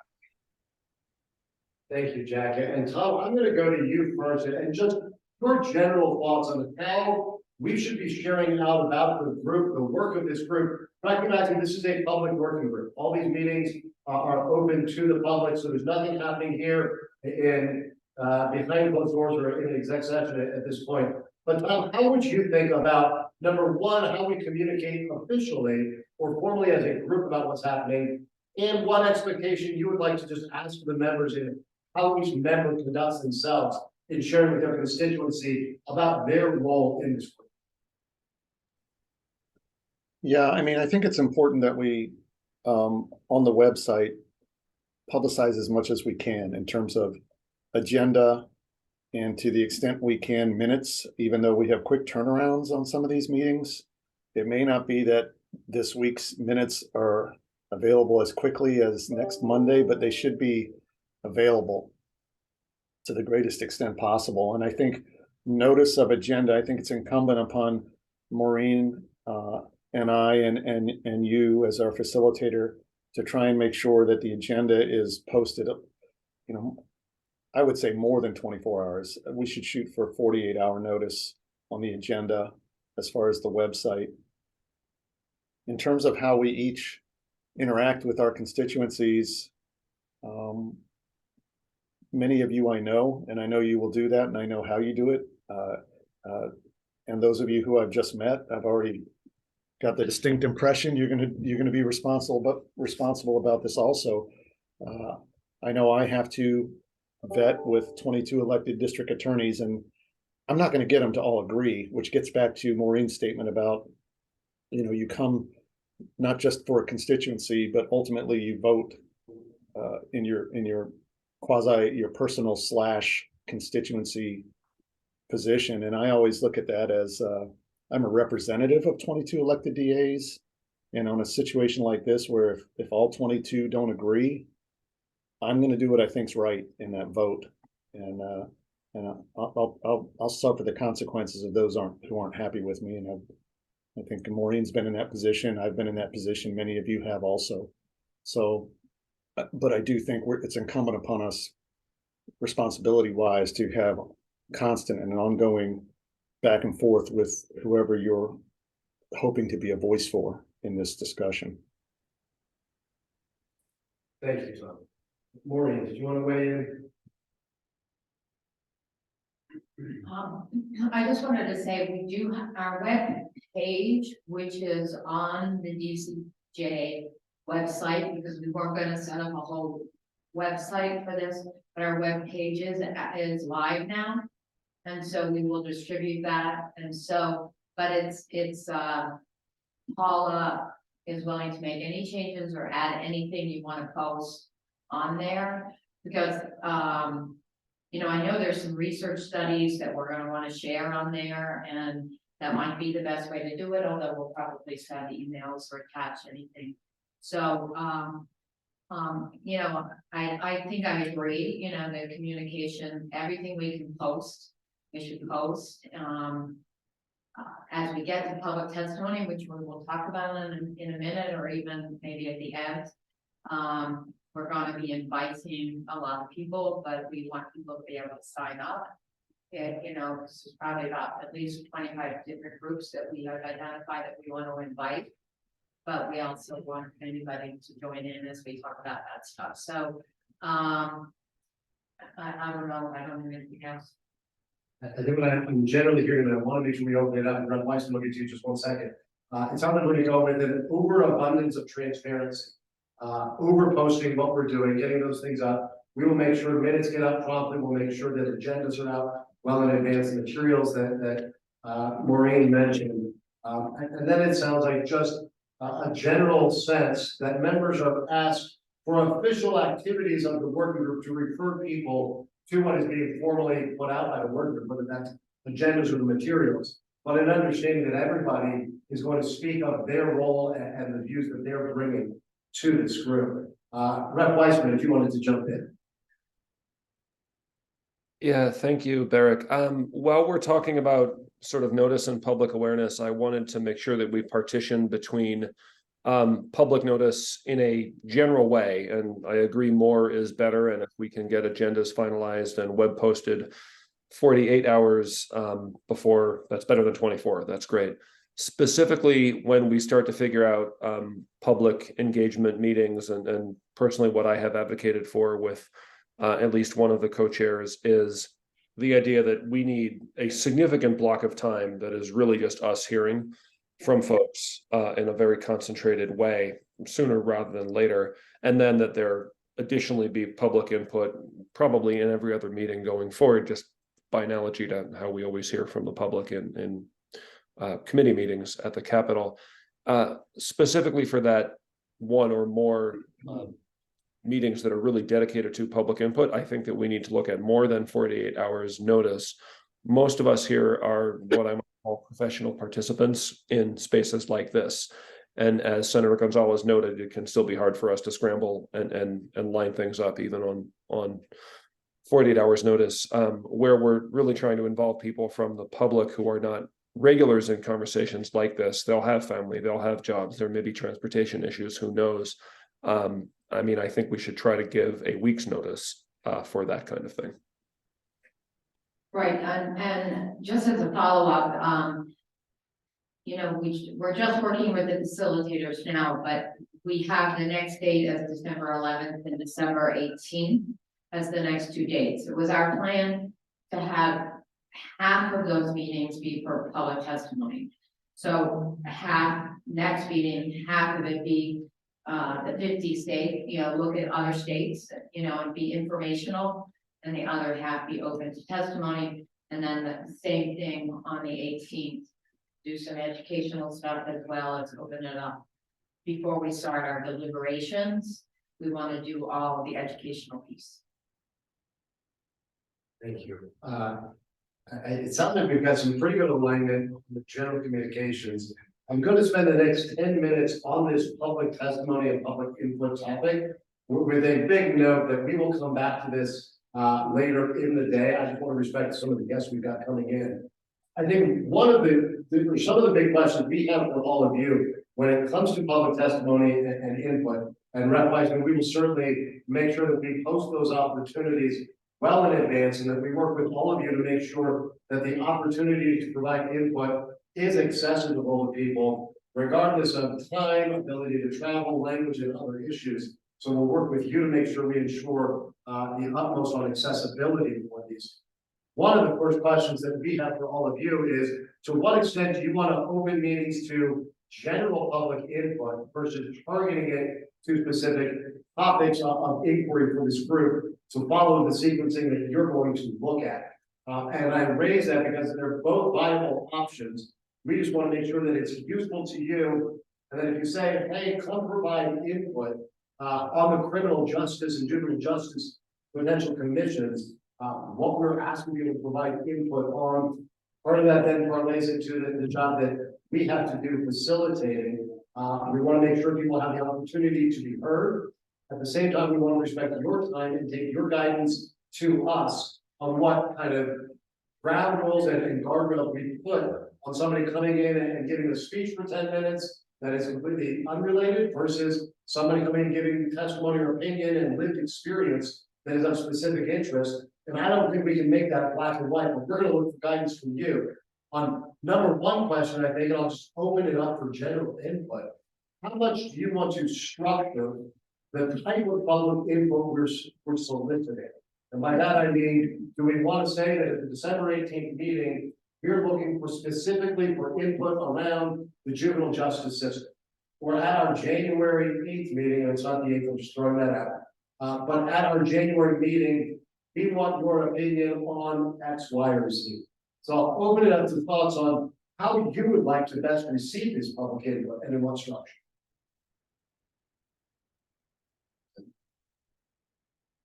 So the way that I try to structure things in Senate Judiciary, and I welcome from the other legislators or other participants, like other member task, what is this, commission task, working group, members.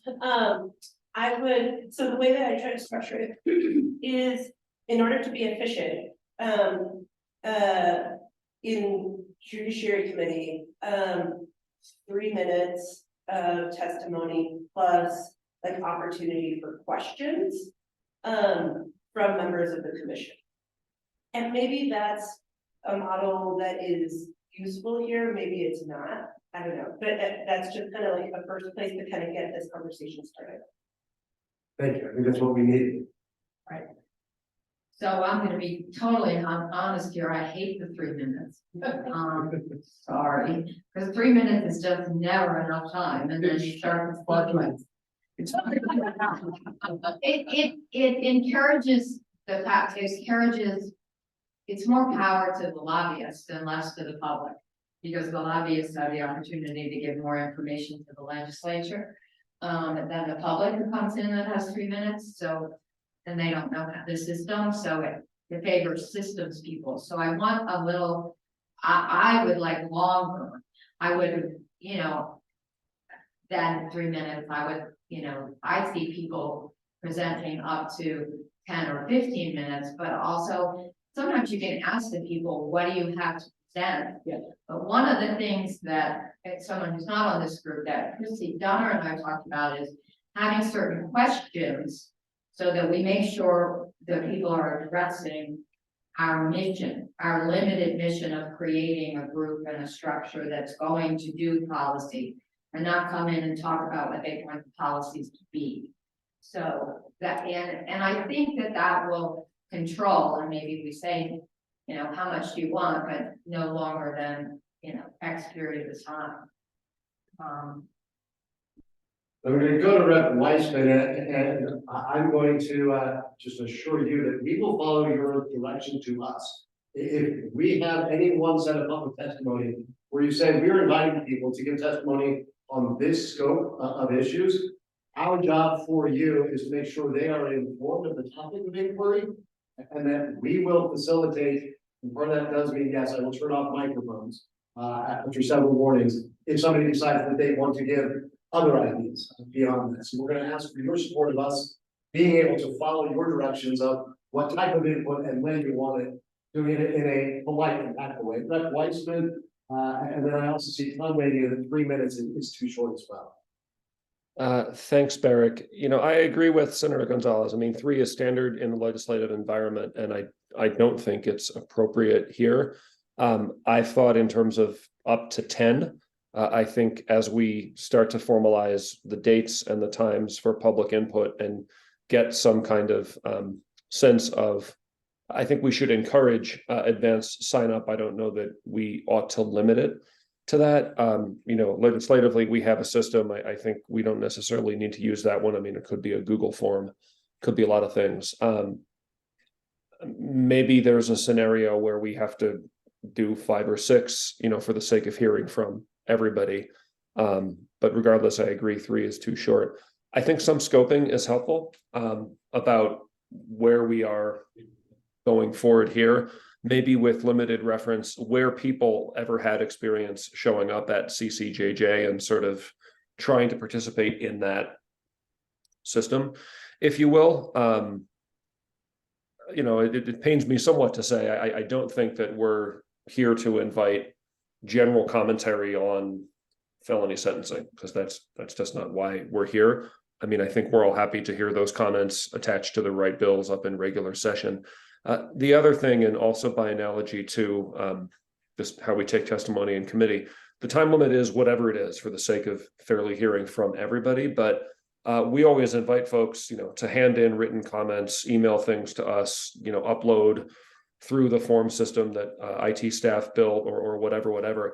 I think, you know, somebody will have the time that we decide that they have, but, you know, if somebody wants to submit, you know, 20 written pages or a slide deck or something, I think that we should invite that.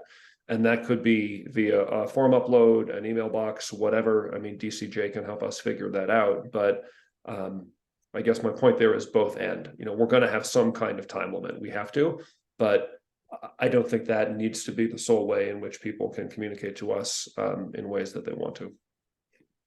Thank you, Representative Weissman. I'm going to go to Tom, and then I'm going to wrap up this conversation for now so we can pivot. Tom, what are your thoughts?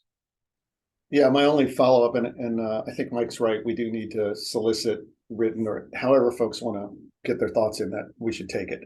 On the kind of legislative model with the whatever our time limit is, the Q&A, we have to be careful there, because that can get pretty contrived in the legislature, and that's not a shot at anybody. It's just how it works. Or you have, you know, somebody who's, okay, I'm going to give you 5 minutes, but then I've talked to you before you testified, and I've got 15 questions I'm going to ask you, so you get more than 5. I mean, you know, I've been part of that. We just got to be careful about that the Q&A doesn't turn into, now I'm going to let this person talk for 30 minutes because I like what they're saying more than, you know what I mean? I don't know how to balance that. I think it's a facilitator issue, but something to be aware of. Thank you, Tom. And I think what I'm going to suggest, and we'll have a few more words about this as we wrap up today.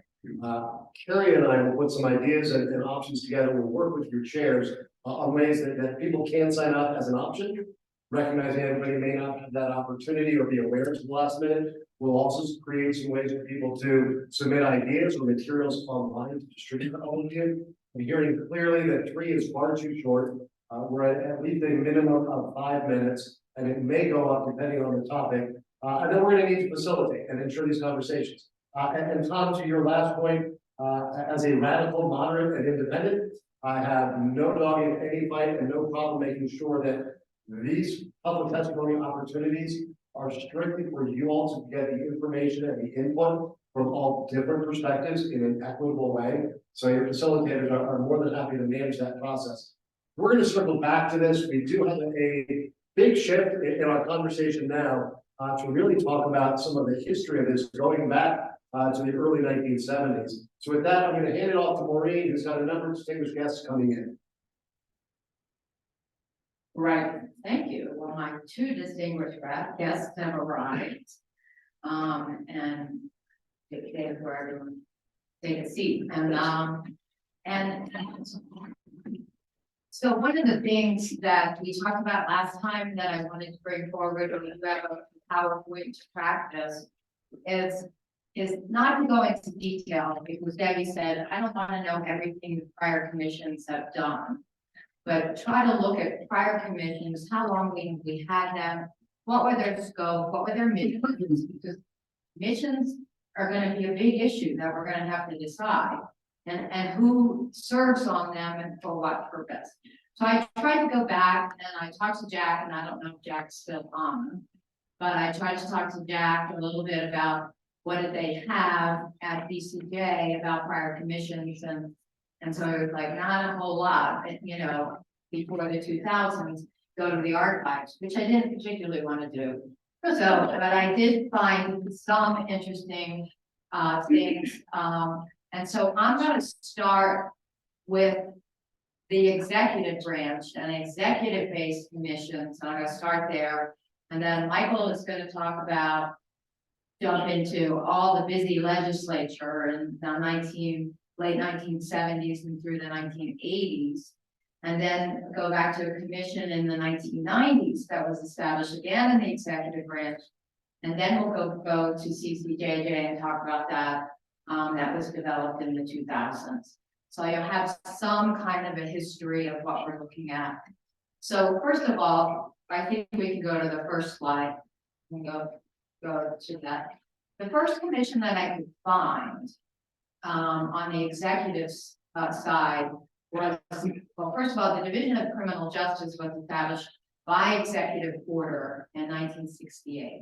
And that was the first planning kind of commission that had this mission to analyze Colorado's, and I should say, activities and administration of criminal justice and the nature of the problems confronting it, and to make recommendations, develop comprehensive plans of action for consideration by agencies of state and local government. The Division of Criminal Justice was based in the Department of Local Affairs. So it wasn't a state organization, it was local. I worked a lot with local police departments. There wasn't much, that was the first kind of coordination within a statewide department, was the Division of Criminal Justice in 68. So, and I would point out that same statutory language exists today in the Division of Criminal Justice. So it was created by executive order and then put in statute in 71. The next slide is the first mission in the executive branch that I could find. And if we can move on, it was just appropriately named the State Council on Criminal Justice, was created in 1971, about the same time as the DCJ. It existed in statute and repealed 10 years later, but it was 25 members. And these were the people that were on it, and I just copied and pasted from the statute. It was a heavy executive-based organization. The chief, and we did have the Chief Justice, the Public Defender, the Director of CBI, Director of the Department of Corrections, the Director of the Local Government, Department of Local Affairs, the State Patrol, the State Court Administrator, and then we went on to, we did manage to get one district attorney, one sheriff, 2 police chiefs, and a line correctional officer, which is interesting that was there for part of it. Somebody serving youth and 4 county commissioners. So I think you see that it's a lot of government people, agency people that were in this first State Council on Criminal Justice. And then maybe we can go to the next slide. As you can see, I copied and pasted who those people were. So we're not seeing community, we're not seeing research people, we're seeing judges, we're seeing mayors, we do have a state public defender, we did have the 18th Judicial District Attorney, Robert Gallagher. We had state representatives, but these were the people that were serving on that commission through the 70s. But it was a little limited in terms of its mission, which I have in the next slide.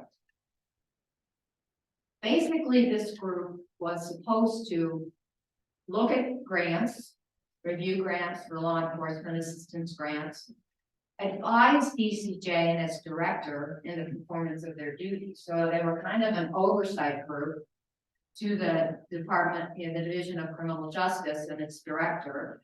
Again, approve rules and regulations and procedures for the grant money that came from the government, and review and approve the state criminal justice plans that were created by the Department of, Division of Criminal Justice. So those were the 4 statutory duties, and they were limited. So we're not really talking sentencing, we're really talking functions of government. I don't think that the state criminal justice plans, and I couldn't find any of them that were being reviewed by this group of people, of judges, mayors, county commissioners, they were systems kind of recommendations. That held true, and the next slide will do that, is the only report I can find from this group was dated in July, and probably the last thing they did, because they were repealed in 1981, was a study that was funded by an LEAA grant to look at the organizational structure and the relationship between criminal justice agencies. Because what exists now obviously existed back then. The organizational structures didn't talk, there was some siloing, advantages and disadvantages of the organizational structure. I would point out there was no State Department of Public Safety at this time. So this group did a rather lengthy report, which I have a copy of if anybody wants to look at it. And they looked at a variety of different things. And the next slide will tell you some of the things in this report, which I found very interesting. One of the things was the need for guidelines for plea bargaining for the district attorneys, because all around the state there was different plea bargains. Funding for the public defender's office was a large discussion. Effective management of juries. Prosecution reliance on 2 funding sources. And I think the reason that there was such a diverse, issued identification is they surveyed. It was basically a survey identification, and they surveyed over a couple hundred people, came out with some of these, highly identified groups of problems, and then made certain recommendations. They jail standards, which is still an issue right now, and we're working on right now. I can share notes about that. Was identified early on. The analysis of the grand jury system was an issue that was looked at here or recommended to be looked at. But again, they made this rather lengthy recommendation, and some of them they just said, too bad, so sad, right? We can't do anything about this right now. There's too many things that we need to change. But I think as a result of that, there was more coordinated and statewide coordination of local governments. That was primarily the recommendation, try to do some more coordination. Then this group disbanded in 81. And then I'm going to turn it over to Michael, because he's going to talk about all the activity that is going on in the other branch of government in the legislature. And introduce. Sorry, actually. Good morning, I'm Michael Doherty. I'm the district attorney for the 28th Judicial District, which is Fulton County. I've had the privilege of serving with David, Tom, Marie, and folks around this table on the censorship task force, And when I was working for Attorney General John Suthers, I was on the CCJJ, so I really appreciate the work of this group and figuring out a path forward. I will say, what's really fascinating to me about sentencing is that it reflects who we are as people and who we are as a state. And that picture has changed over time to reflect different values that we have in Colorado. It's not always the perfect picture, but it reflects where we are as a state. So when you hear Maureen say that I'm going to touch on the 70s and 80s, you're probably thinking, how do I get to check my email right now? Because I don't really want to hear about the 70s and 80s. But it is truly fascinating, and I'm passionate about it because in some ways it gives us a roadmap for the future. It can inspire us, frustrate us. We're talking about similar issues right now. It really is a roadmap, and in many respects, what I'm going to touch on from the 70s and 80s, we've actually lived through as a state just in the last 4 or 5 years in this hyperdrive fashion that we've had. So I'm going to talk about some of the things that Maureen put together in the PowerPoint. But I would really just want to take a step back and highlight the pendulum swings when it comes to sentencing, and we've seen that in our lives, in our careers. There are complex problems that the justice system is entrusted in dealing with, like law enforcement, offenders, and prosecutors face all the time. And usually sentencing is viewed as an incredibly important part of it, and it is. But it's also not the only factor that's involved in criminal justice. It's not the silver bullet, but it's often changed to reflect concerns that we have as a community. So when you look at sentencing, for example, we're at a time where people are calling for reform and saying the criminal justice system is too harsh and not meeting the needs of all the individuals that it's supposed to serve. Sentences become more lenient. Or when crime goes up, or it's perceived to have gone up, public safety is in jeopardy, sentences become longer. And the legislature obviously plays a leading role in all of that and deciding what sentences are important. And I would just highlight a few, just recently, for example, with the Sentencing Reform Task Force, that group was starting to look at how do we have more certainty in sentencing. And there was universal support from around the table from all stakeholders, victims, prosecutors, defense attorneys, formerly incarcerated individuals, you name it, for more certainty in sentencing. Without increasing time served or decreasing time served, just have more honesty, accuracy, and transparency around what a sentence actually means. And that effort was halted when the CCJJ was shut down by the legislature. But now we see coming soon to a ballot near you, ballot initiative 71, which will make every individual who passes through the voters have to serve 85% of their sentence without changing the sentencing ranges at all. And also for individuals with 2 prior convictions, they have to serve the maximum sentence and serve every day of their sentence. So those are changes being contemplated that are going to likely be submitted to the voters in November. So you see the pendulum continuing to swing in a short period of time. So let's go back to the 70s, but really I would just suggest to you that what we're looking at is where we are today, and in some ways where we've been over just the last 4 or 5 years, because we've seen a lot of changes in Colorado. So we can go to the next slide and talk about what was going on here in 1972 and 1973. And I'll highlight for you as we pull that slide up that what we had back then were wider ranges, and you'll see when the screen comes up, we still had death penalty as a state in 1973. So for class 1 felonies such as murder in the 1st degree, it was life without the possibility of, or excuse me, life with the possibility of parole after 10 years. That's no longer the case. Now it's life without the possibility of parole or the death penalty. Eric, can we go to the next slide? Yep. And then you'll see, and as you already know, the felonies in Colorado go from class 1 through class 6 currently, at the time was class 1 through class 5. And if we could just go down to the next slide, please. Thank you. And you see there 10 to 50 years for class 2, 5 to 40 for the class 3, and so on. What was interesting about this too was how much discretion was afforded to judges and the role of the role. So thinking about the role of the role that you look at, I know it's going to be a factor to be considered, but we'll start with these and just looking at the wide ranges that were allowed. And yet, as we go to the next slide, you'll see that, and I would just focus on the red on the slide here. The maximum sentence is to be no less than 1/3 of the maximum provided by law up to the full max. So you have a class 4 max 10 years, and the max sentence for class 5 is 5 years. And the parole board was reviewing every inmate within 9 months the individual's arrival, and within 6 months every time thereafter. So think about how often we'll be reviewing individuals, how often victims and offenders are going through that process. So there's an effort that starts in 1977 because of disparities that were being seen as a result of those sentencing structures. And if you go to the next slide, I'll just highlight a few one part of it, which is quote from the legislative council. Disparity of sentences occurs when there are unequal sentences for the same offense or for offenses of comparable seriousness when all other factors are equal. So now here we see an effort to change it. And this is really fascinating. I can tell you in 1977 and 78, I was not focused on sentencing. I was not even speaking in sentences, but if you could go back in time with me for a minute, this was truly incredible. And I wish in some ways that we were working at this time, and in some ways I'm very glad we were not. So let's go to the next slide and highlight why I say that. Because in 1977, House Bill 1589 is introduced. It's going to put into place some things that we still have with us today.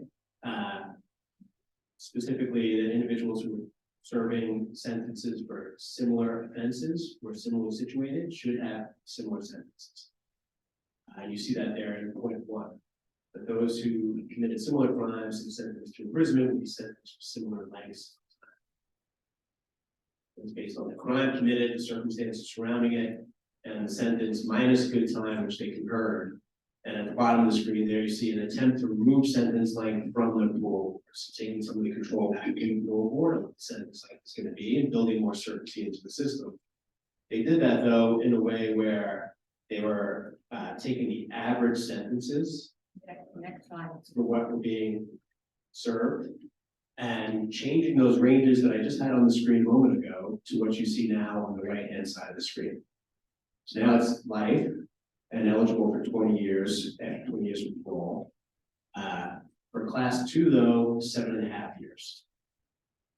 Class 3, 4.5. So these are the averages that were taken, and the legislative effort was to say, let's just go to the average that people are actually serving. And allowing some flexibility in that the court could increase the presumptive sentence by 20% for aggravating circumstances or 50% if someone had a prior felony conviction. So these sentences were reduced, or at least the ranges were reduced greatly by the legislature through House Bill 1589 in an effort to get to what I would suggest is more certainty perhaps, but also having more consistency and more similar sentences being served. So that was the action by the legislature. What does the governor do in response? We'll go to the next slide here. The governor vetoes House Bill 1589 and says, here's the quote, by lumping together across the board each class of felony based on the average time now served, the bill arises some very unwise proposed sentences. And just think about how this must have been playing out at the time. So the legislature enacts House Bill 1589, the governor vetoes it, there's a challenge to the Colorado Supreme Court, and a lot of back and forth between 77 and 78. Fast forward to April of 78, Colorado Supreme Court declares the governor's veto invalid.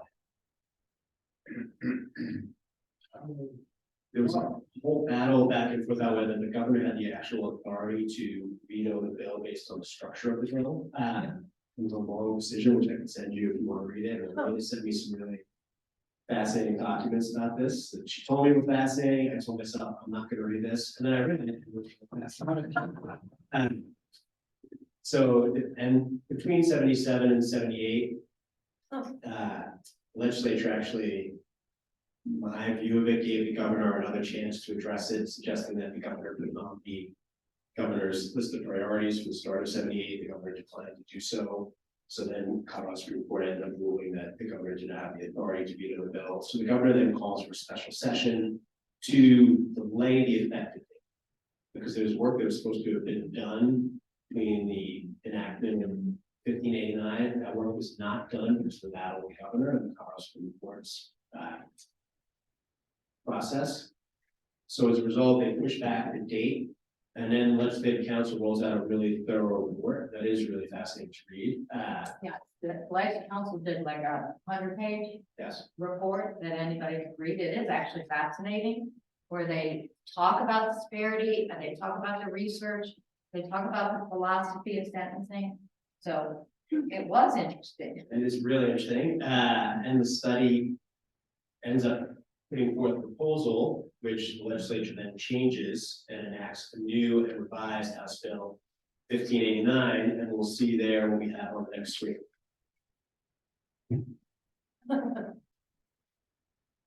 So this then becomes a revised House Bill 1589 after a long protracted battle involving all the branches of government. So you end up with class 1 again, life or death. Class 2 is now 8 to 12 years instead of that 7.5 that I mentioned. Class 3 instead of 4.5 years is now 4 to 8. And you see the others with class 4 and class 5. Also on the left-hand side of the screen, individuals getting the credit for pre-sentence confinement, fixing a determinate sentence was part of this, and you can read the others on the screen. The only other one I would focus on is that they set amount of good time and earned time to try to build some consistency in there, but also mandatory sentences for crimes of violence. We can go to the minimum of the presumptive range. So that's House Bill 1589, and it passes in its final form. But then problems arise from 1979 to 1985. So if you click one more time, oh, sorry, go back, actually, I'm sorry. You can't see on the screen there, but there was a lot of pressure, political pressure related to crime rates around prison sentences being too low under that new structure in House Bill 1589. So the population at DOC was increasing somewhat, but not significantly under 1589. But there was a lot of pressure around crime, community safety, and that then resulted in what we see on the next screen in 1985. This bill doubled the ranges along with other House bills that were enacted at the time. So now class 1 is 40 years for death. And then you see class 2, which I just touched on, is the 8 to 12, is now 8 to 24. 4 to 16, 2 to 8, 1 to 4. Doubles the presumptive maximum for each one of the classes. Doubles the range for aggravated circumstances. Crime of violence sentence, the aggravated range was changed, but now it's longer under these House bills from 1985.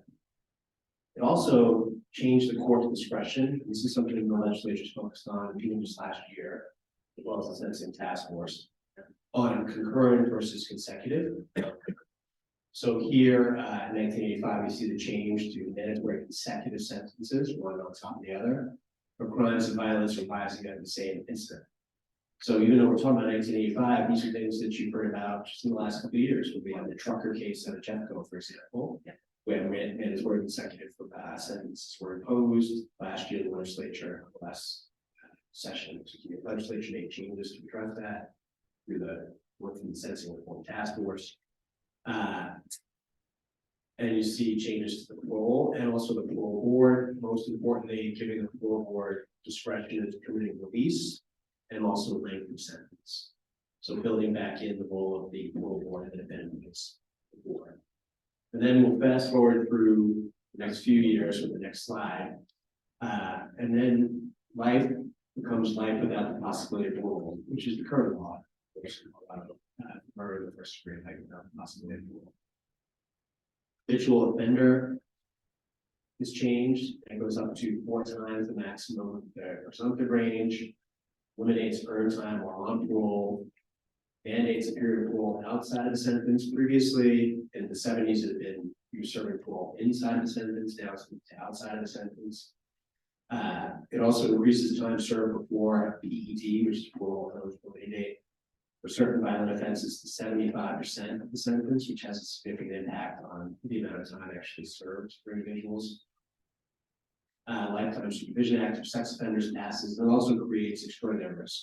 On the other hand, those years after 1985, there were some decreases and adjustments. You see those on the right-hand side of the screen. It raised the amount of earned time to 12 days per month. It expanded YOS, and also decreased the age eligibility, and expanded or reduced juveniles from 40 to life for class 1 felonies. You can see the other ones on the screen there.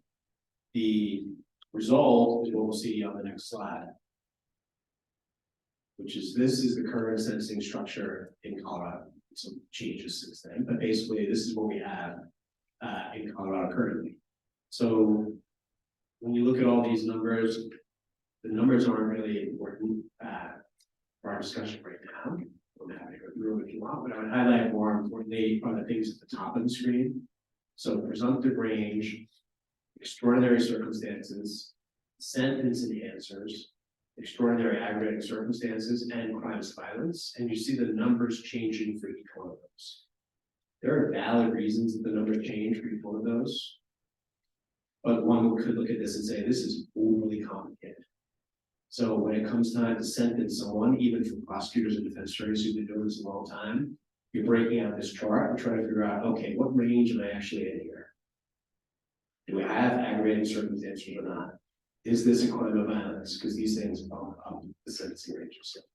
Other states, for example, you look at the sentence book and it says, here's the crime, the person can serve between 5 to 25 years. That's it. We have all these different columns built out to reflect, as I said, valid issues or priorities perhaps. But I would just share this with you to show that over time it's become more complex to reflect the complex issues that people try to deal with through sentence. So what does Colorado do? Colorado decides, you know what?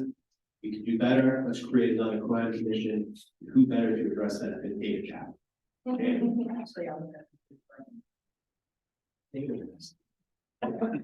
better to address this than more data?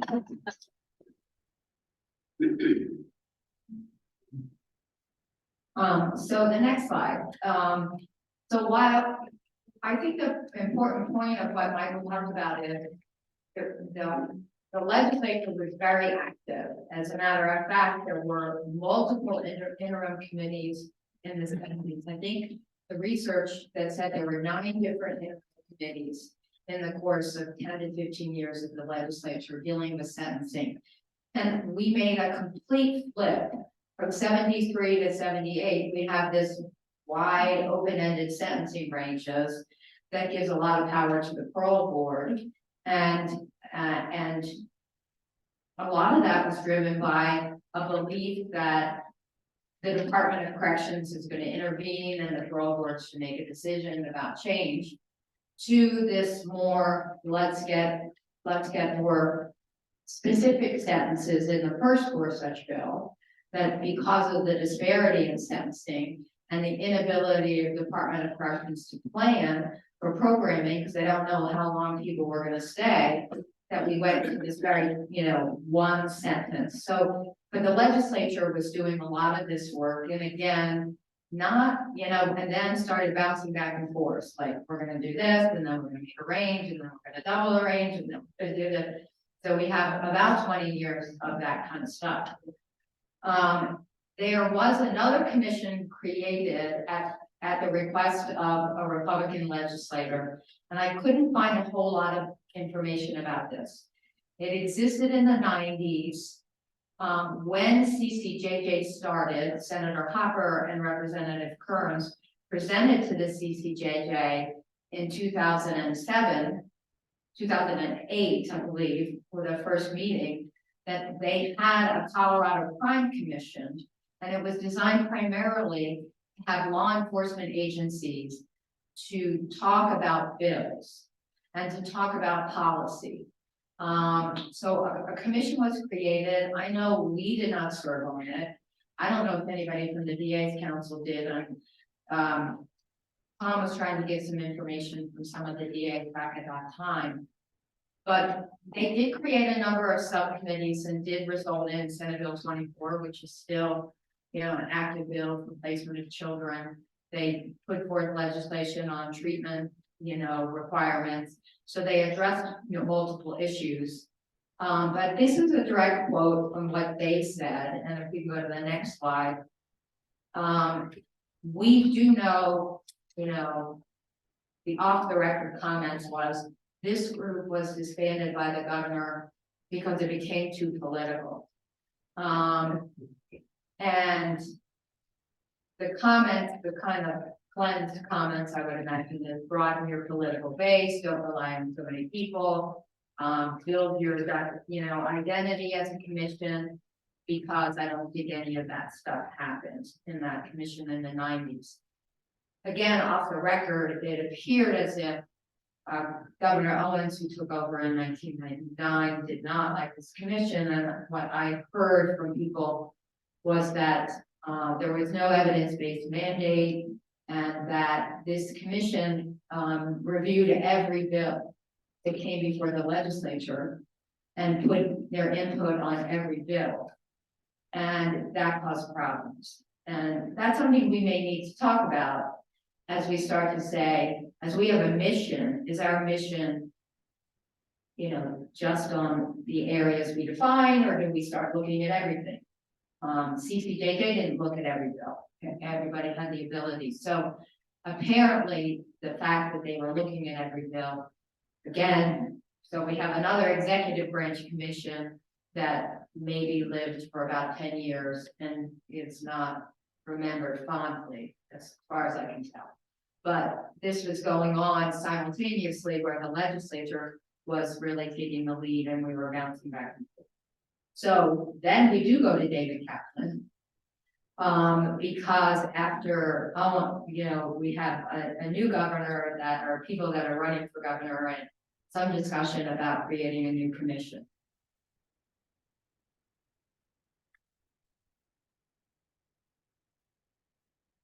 So let me introduce myself. My name is David Kaplan, and I'm a criminal defense attorney my entire career. From 2000 till the very end of 2006, I was the state public defender of Colorado. And then, as Marina has mentioned, when the commission was established, I was first vice chair, which was a position that Governor Ritter at the time actually appointed me, since the chair was out of Division of Criminal Justice. And I think he brought a vice chair that wasn't part of that. We got balance things out. As Michael said, I think that you can tell from the history that, and from your own experiences, that criminal justice, the pendulum swings back and forth. That's what we see through the history that he provided. I think what happened in 2005 or 6, somewhere around there, a gentleman named Jim Scarborough, who was a lawyer for Arnold and Porter. I like the anecdote of that Arnold and Porter was the law firm that did Gady versus Wainwright, the Human Rights Council. So I think it was a law firm that was active in these things. He had done a lot of work in developing the Colorado Innocence Project that was going on at the University of Colorado. And during that time, although, as again, Mike has demonstrated through the materials, commissions have been around a very long time to try to get a handle on criminal justice issues. But in the early 2000s, into 2005, I think there was a renewed enthusiasm for that. The words evidence-based, which we talk a lot about, was something that people were kind of looking at to see whether we could make more sense of the criminal justice system in terms of sentencing and consistency, the rise in prison populations, concern for recidivism that perhaps we need to address in a different way, and perhaps we need to get some other individual stakeholders, so to speak, to be involved in determining what direction you should take. So Jim, for, I don't remember, it's probably a year, 18 months or so, had people come in to discuss what commissions were doing all around the country. What did they look like, who comprised them, and what were their responsibilities and what was their authority. And I still remember a lot of those meetings with very interesting people that came from all around, and he spearheaded it. I was part of it. I was not in any way motivating it, but I was involved in it, and as other people were, in the hope that we would write a suggested piece of legislation to create a commission.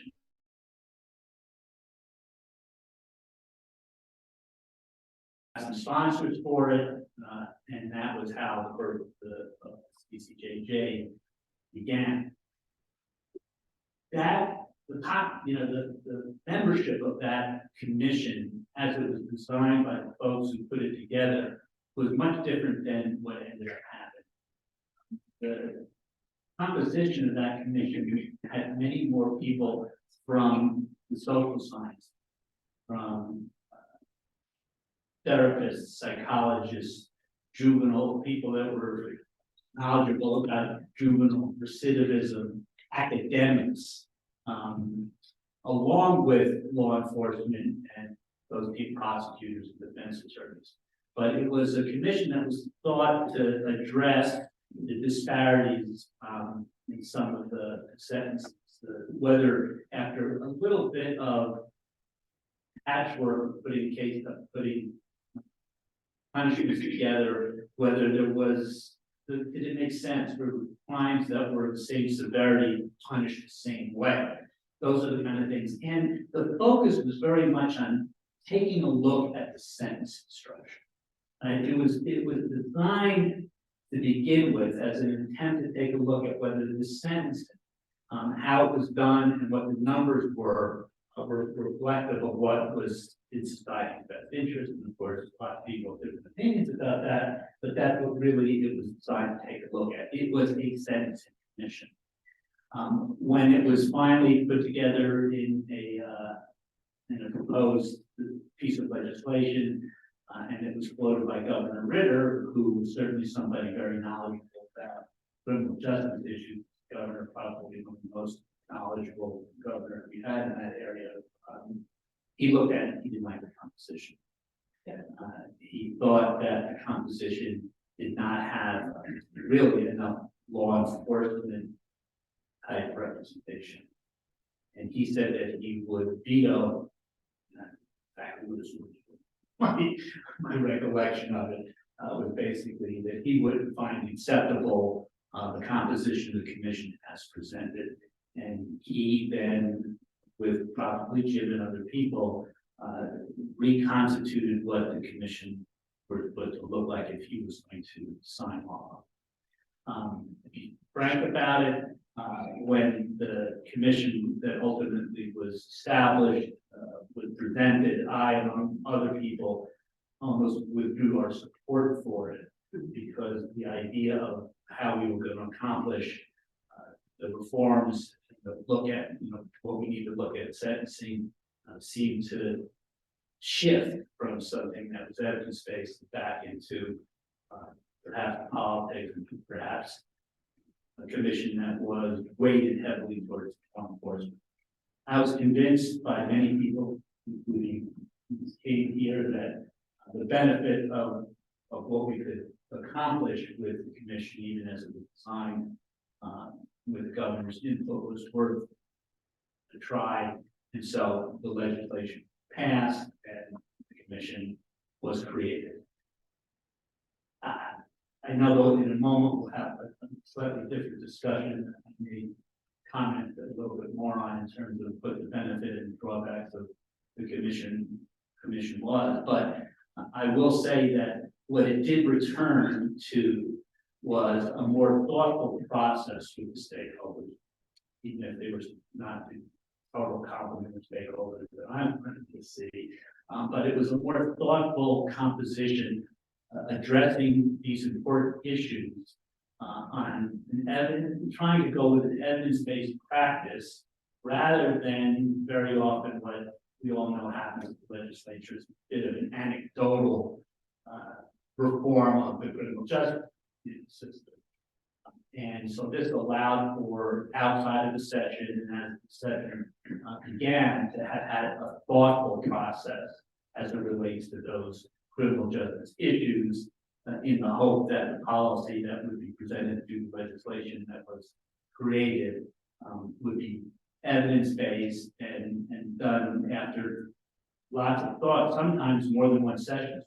So that's what gave rise to the commission, and with, I think, a varying degree of success, perhaps not as much as we would like, I would have liked, and just getting to, took years and years to get to some of the most important issues of sentencing, which initially is what the commission was designed to do, but it didn't get there quickly. Next slide. Yep. So I think that David talked about that. There were people that wanted more research and academic. Can we get the microphone up, Jeff?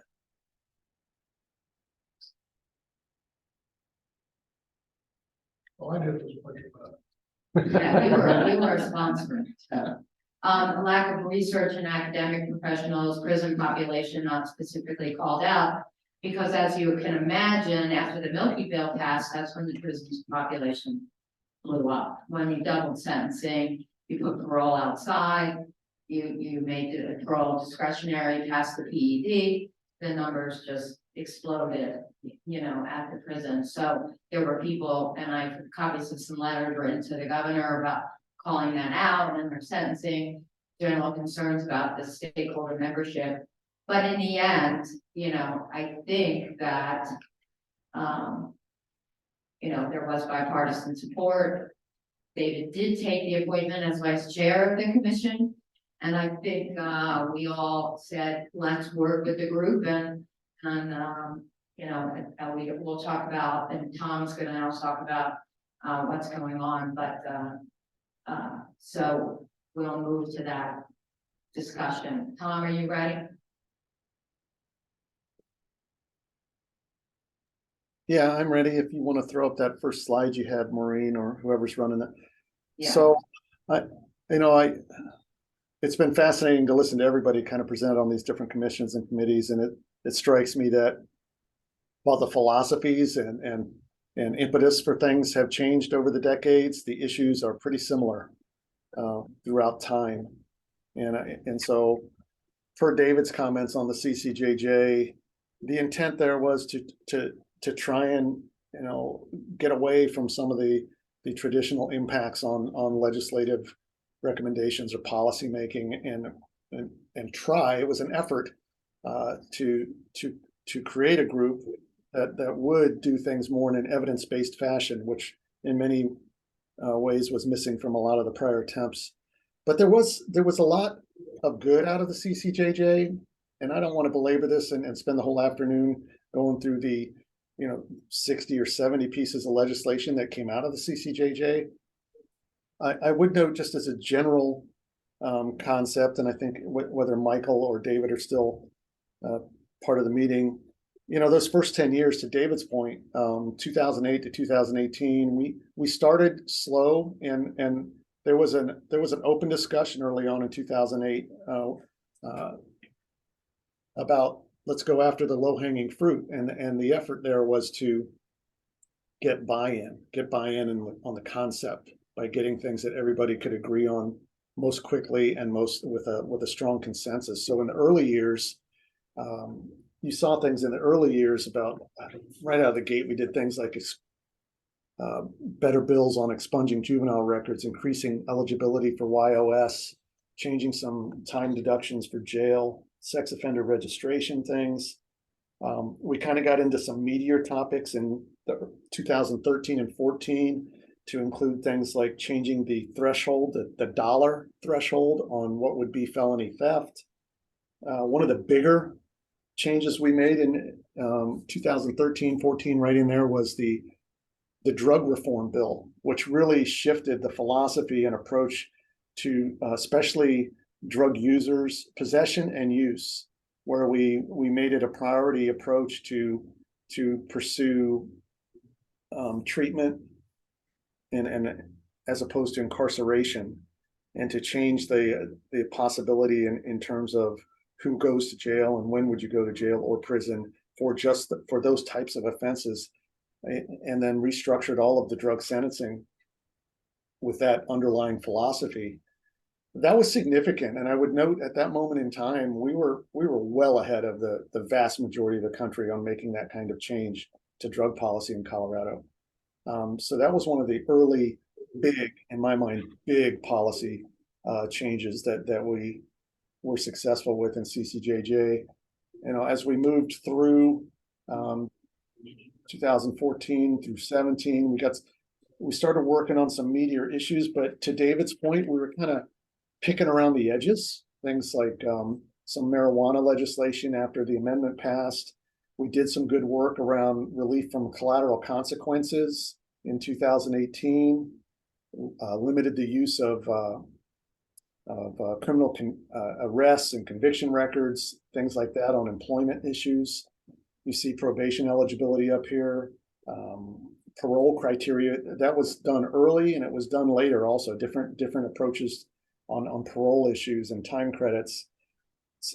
Significantly in as we moved into like 17, 18, 19, we really started looking at these other issues, mental health diversion programs, court reminder system for folks in the system, expansion of mental health diversion programs after the first bill. And then after 2018, just to be frank, is when things got, they were going to get more difficult because we were going after the big stuff. And the most significant one that Representative Weissman alluded to earlier, 271, Senate Bill 271, the misdemeanor reform legislation was a monster. And Maureen, you can chime in. I think it was in excess of 350 pages. Every misdemeanor offense and reclassifying and dropping some felonies to misdemeanors. And it was a huge undertaking that as much time and effort as we put into it, and as much time and effort that drafters put into it, we had to do kind of a cleanup bill the following year because, mistakes were made. You're talking about hundreds of offenses that we didn't get it all right, but that was a huge success and with significant support. And I would say pretty much everything moving up close to 2018, 2019. Now, granted, the misdemeanor was in 2021, but up until 2018, I would say everything coming out of the commission, there wasn't much resistance. There wasn't much critique or criticism of how things were happening. But that's, when we started dabbling in some issues that didn't come out of the commission. So we got into topics. There was an age of delinquency task force. There were efforts around bond reform. And the task forces either couldn't move an idea forward with enough votes, or the commission wouldn't move an idea forward with enough votes. So they stagnated. And I think that's when you started seeing a frustration with the efficacy of CCJJ and whether or not, you had some legislators who felt strongly about certain issues that weren't moving forward, that weren't coming out of the CCJJ. And at times, I think some of them felt hamstrung by the fact that they were waiting for CCJJ on things like the two topics I just mentioned, or reentry issues with folks coming out of the prison system. Those are the three big ones I think of where CCJJ just didn't get there. And with that frustration came legitimate critique. Are the right people working on these issues? And this gets to our work. Did we have the right folks working on reentry? Did we have the right folks looking at bond reform? Did we have the right expertise in the room for juvenile issues? Should there have been two groups? That kind of thing. But even in the face of that kind of fracture of all in, CCJJ still moved forward with some significant changes, including just last year with some felony reform provisions and some work around mandatory sentencing in crimes of violence and creating safety valves there, where a judge can, dip out of mandatory sentencing with certain findings, or a second look type provision for habitual criminals with a sentence of 24 years or greater.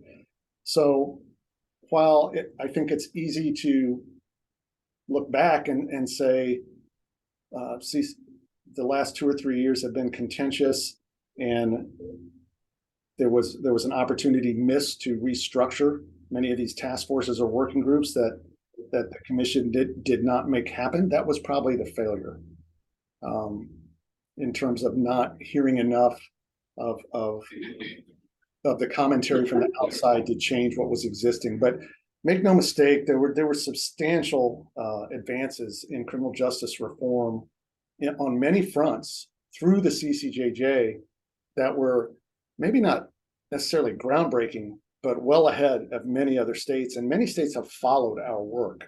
And Maureen will remember, I know after that first drug reform effort in 2013, 14, whatever that bill was, Senate Bill 250, a couple of us went out and presented to the Kentucky legislature, and we finished our presentation. They thought we were crazy that we did that. Well, they did it 2 years later. So there's a lot to learn from CCJJ, both in terms of the positive, and I do think a lot to learn from how and why it failed.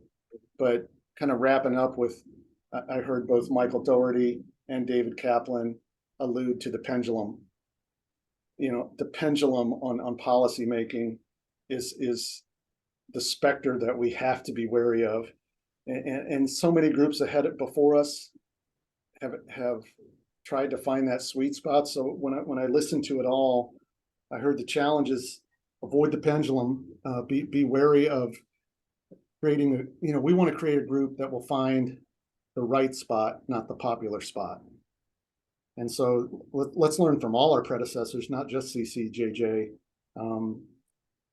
You try to keep politics out of it, but legislators live in a world of politics, and they they have to get elected, and to that extent they follow their constituents' wishes and desires. But hopefully a group like this can give a structure for policy groups, sort of like CCJJ, that can provide a backstop for a legislator who says, I hear you, what you're asking from me, community members, but the evidence is showing me there's a better way to do it, and here's why. And that's why my bill is going to look like this. So anyway, CCJJ had a good run, and now it's time to come up with something better.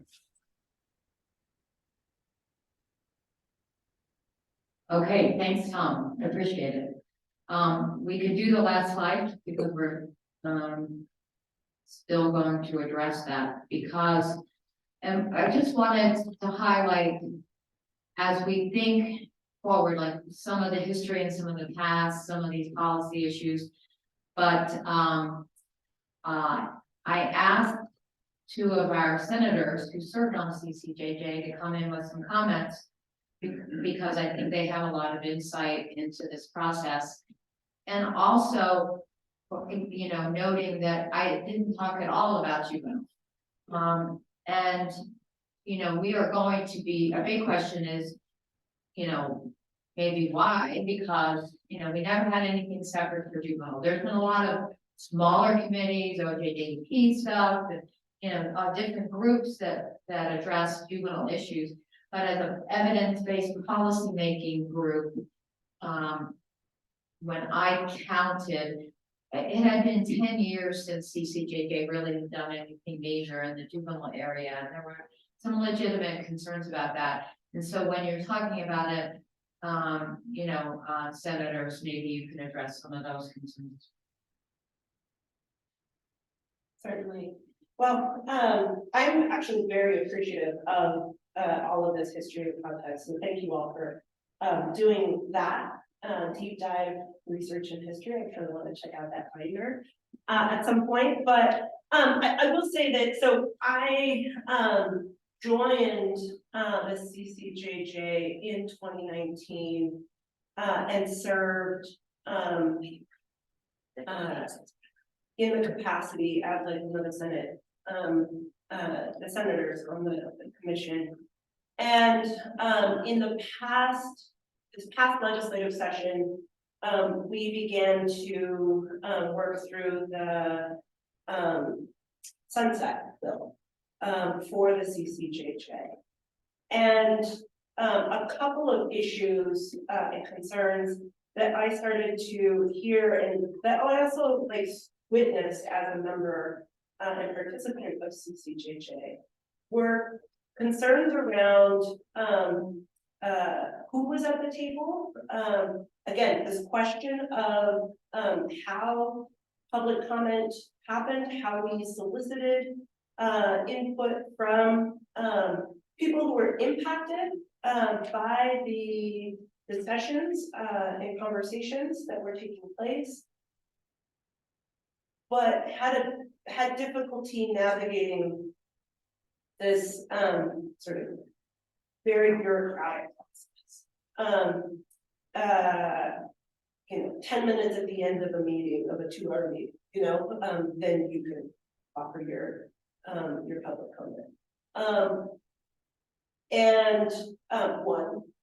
Two, there were concerns from some stakeholders and participants around racial and geographic diversity and perspectives from the of the commission, and I think particularly individuals who were checking off multiple boxes, I guess is one way to say it. And then a third concern was really around the increase of influence that Governor Polis was exerting on, like, I had a very strong reaction to that. I'm candid about that. To the influence that Governor Polis was exerting over the CCJJ. We had been going and navigating this sentencing reform. We took a detour to go talk about auto theft, and then came back. And those kinds of frustrations, I think, spilled out into the context of the sunset on CCJJ. Separately, one other piece that I'll just name is this is a concern that is playing out here, but then also in many other governmentals, like happening out in the legislature, happening in other spaces that I'm aware of, is like, how do we ensure accessibility to these meetings? And I mean things like translation, ADA accommodations, right? If members of the public want to participate, how do they? And how do we make those these spaces accessible? So when I take a step back from those individual concerns, I think the question is how, like, there are lots of folks who have lots of thoughts and opinions about safety and ways to move forward on policy, right? And sometimes those ideas are you can find consensus, and sometimes we are, you know, very sometimes we can't. But how do we have those conversations in a way in which everyone can be heard? And you know, from my perspective, there is an opportunity now as we look towards thinking through what this new iteration of a task force or task forces will be, about how to ensure that even if we don't agree, that we can actually provide space for everyone to offer their insights and input from all of the different perspectives that folks carry. I will just comment as well on the juvenile perspective. You know, certainly Representative Gonzalez Gutierrez, now Councilmember Gonzalez Gutierrez, that was her expertise and specialty, you know, was around juvenile justice issues. And I will say that, you know, she and I often had conversations about how, you know, adult and juvenile systems are kind of like speaking Spanish and Italian. You can kind of understand what's happening, but they're so actually different that you miss a lot of nuance, right? And I do think that that was for the juvenile practitioners and advocates and stakeholders, also not feeling like those nuances were often addressed. And so I think she often felt, and I think other folks as well, felt like they were like at the end of a recommendation would say, well, what about the juvenile? Oh yeah, okay, well, let's, you know, think about that sort of as a tacking on at the end, or not thinking about it on the front end. So I guess I'll stop there and I'll pass it over to Senator Gardner.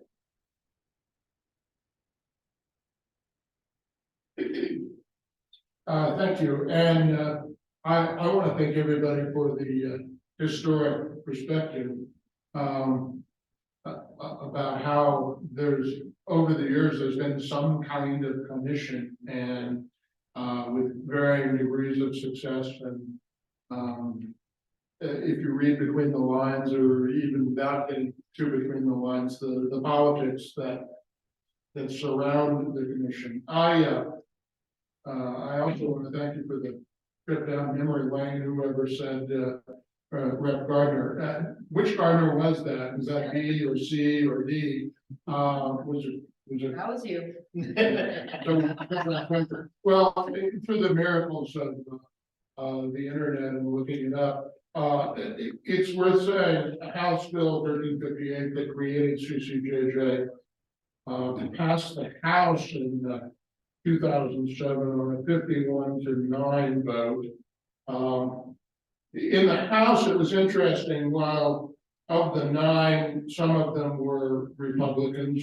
Some of the no's were Joel Judge, Sherry John, Michael Merrifield, and Paul Weissman, which is kind of interesting.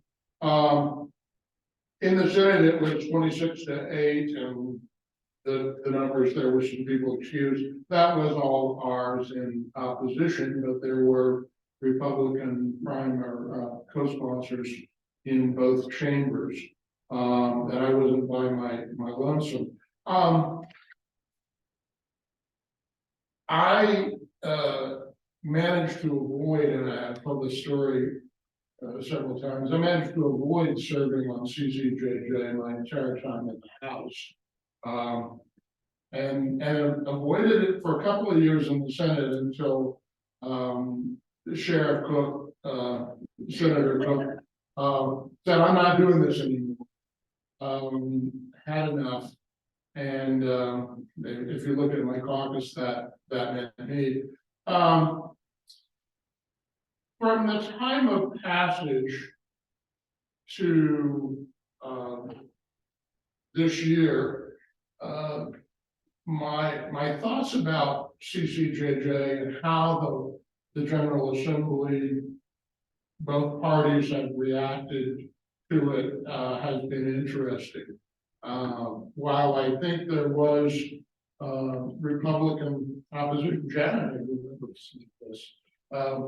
the Republican opposition for sure to the creation of the CCJJ. There were those of us who believed, particularly under Governor Ritter, that the makeup of the commission was appropriate and that it served a vital function. My recollection is that fairly quickly on both sides of the aisle, the imprimatur of the CCJJ in 2008, 9, 10, through my time in the House was pretty strong. And then if something came into committee, a couple of those years I chaired House Judiciary. If it came to the committee with that imprimatur, that was a likely passage. Didn't mean that there would not be opposition of some sort, but it was a very strong stamp that this was a bipartisan, all evidence-based, hashed out legislative proposal that one could be sure that you weren't going to be too far outside the guardrails, frankly. As administrations changed and I won't say the makeup because it remained 30 people of same agencies, I frankly began to think that CCJJ might have been too liberal for my taste. You know that. Not that it was out there in left field, but that I don't know, a little more suspicious of things out of the commission. As we did reauthorizations, even some question of whether or not the commission had served its purpose, outlived its usefulness, yes or no. Ultimately, I voted for the reauthorization of the commission every time. And then, for what it's worth, this context, my own thinking was that CCJJ had performed an important function of staying within sort of the guardrails of the spectrum of views in passing legislation for the entire state of Colorado. And those things are not only liberal conservative D's and R's, but were about rural and urban. They were about prosecutors and defense counsel. They were about rehabilitation and punishment and all of those things that have been discussed. One observation about CCJJ in the last failed reauthorization, I had some folks come to see me and say, we think there ought to be a CCJJ, but we're not happy with the way it's operated. And some of the concerns are what my colleague had said about participation, but those came from, interestingly enough, this came from both sides of the spectrum, if it's fair to just even describe it that way. And I found that DPS was very open to those concerns. That some of them were about participation. Some of them were organizations, quite frankly, and I won't get into the details of that, who said, well, we don't feel like we're affecting CCJJ. And I said, but you've got a representative on CCJJ. Maybe you ought to not treat it as also ran duty, but as something that really takes on a life of its own. Because just as an aside, I serve on something called the Uniform Law Commission, which is a national group, and there's a lot of stuff that goes through that body, and it becomes a proposed uniform law, and then legislators go out and try to pass the thing. And it has a life of its own. And one of the things about CCJJ was for some of the stakeholders at times who felt they were unhappy with proposed bills was like, well, you were at the table, what was your representative doing? What was happening? I think if nothing else, the debate and discussion of the last year or so about CCJJ, should there be something? And is it one thing, two things, how does it operate and so forth, is a realization that if you create this thing and if appointments are made, you better play. You better play. And if you're not happy with the way it's working, or you don't feel like what the process is going on is there, then throw your hand up someplace and say, you know, I don't feel like we're doing this well. Because one of the things in my in the time I've been on the CCJJ was I found that throwing your hand in the air, like clicking on Zoom to put the hand up there, had a lot of influence simply to say, hey, the constituency I represent has this concern, and that the group itself functioned very, very well. You know, when you played or when you participated, it functioned exceptionally well. The one thing that it was completely dependent upon, I will say, and I want to express my gratitude to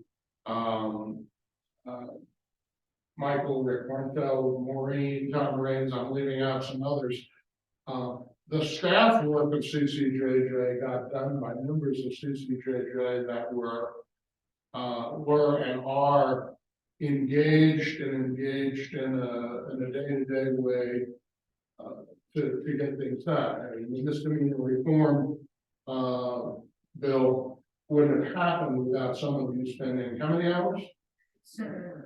You know, half a year or something. And it became a cause for some criticism because it wasn't perfect. And yet that's not ever going to be the case. We pass stuff all the time and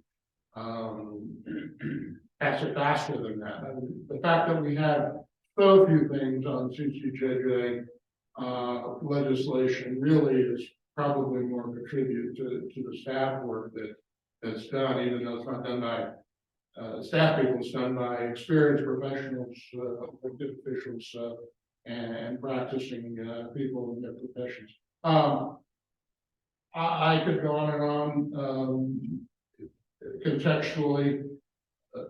On the juvenile justice side, it does strike me that this is something that CCJJ has not spent a lot of time on. I actually served on the Juvenile Justice Reform Commission, which always caused me to scratch my head a little bit, but then Representative Lee and I, he is chair of House, and I as chair of Senate, co-chaired that, and did in a compressed period of time some really good work. And I'm glad it was done, but it could have been done by CCJJ. Although maybe not in surplus, which causes me to think maybe there is a different role. Maybe there are two side-by-side commissions or interlocked commissions that we can talk about. I'm going to bet rather than Bob the rest of them. So, thank you. Thank you, Senators. Appreciate all your comments. And, you know, we hope to, by this meeting, you know, kind of set the stage, you know, as, you know, history, what the operational problems, because as we get into our deliberations, as we get into our discussion of mission, you know, the broader discussion of mission, are we a sentencing group? Are we a systems group? What are we? Where is our mission? How broad is it? How limited is? You know, obviously we want it to be research-based, evidence-based. Where do we move? Where do we go? I think that having, you know, and where are the pitfalls and, you know, all this stuff, the juvenile, adult, whatever. I think we're trying to level set here so everybody's on the same page of, you know, the background, the experience, etc. So, you know, I don't know if anybody, you know, other people have intersected with the commission in the course of their work that are part of this group. So I, you know, want to give each of them an opportunity to comment if they want to now. If not, we'll talk about next meetings, continue our discussion about public testimony and how we want to start that next week. So do you want to make one comment? Yeah, I just have one more comment.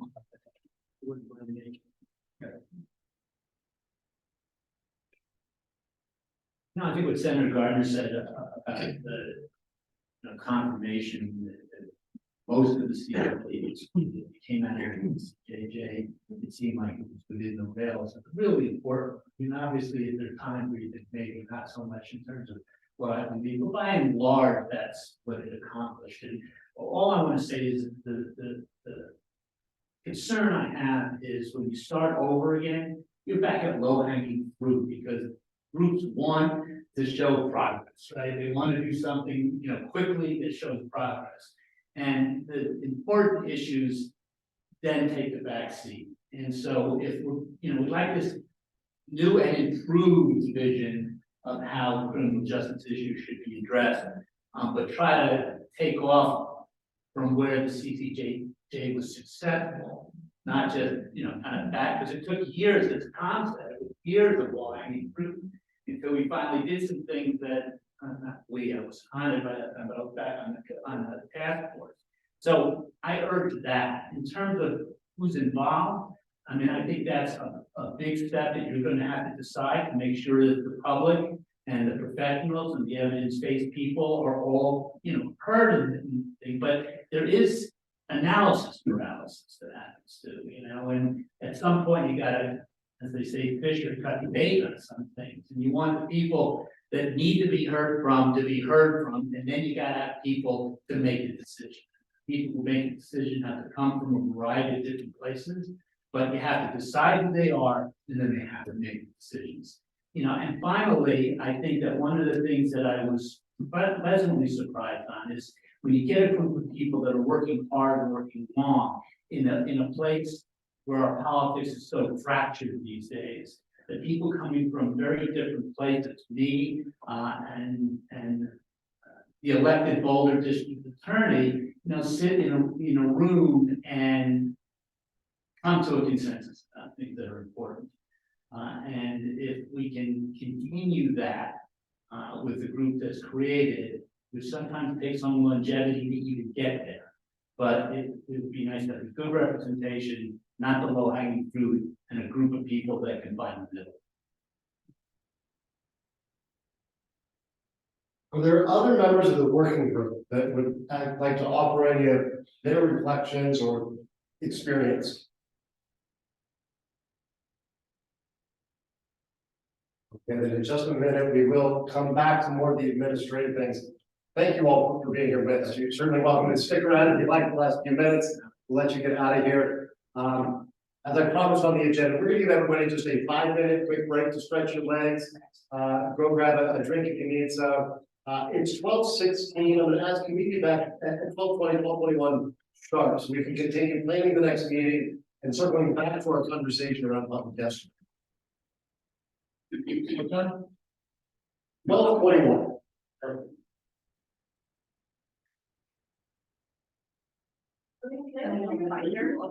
Yeah, you can actually barb it if you want to. I really want to be in, philosophy what does the impacts, the numbers, the history of sentence, and when they did the first bit.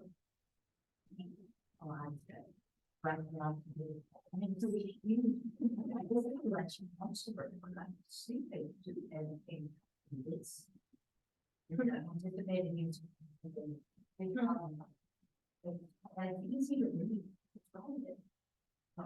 This was the one in the 70s. That was very close.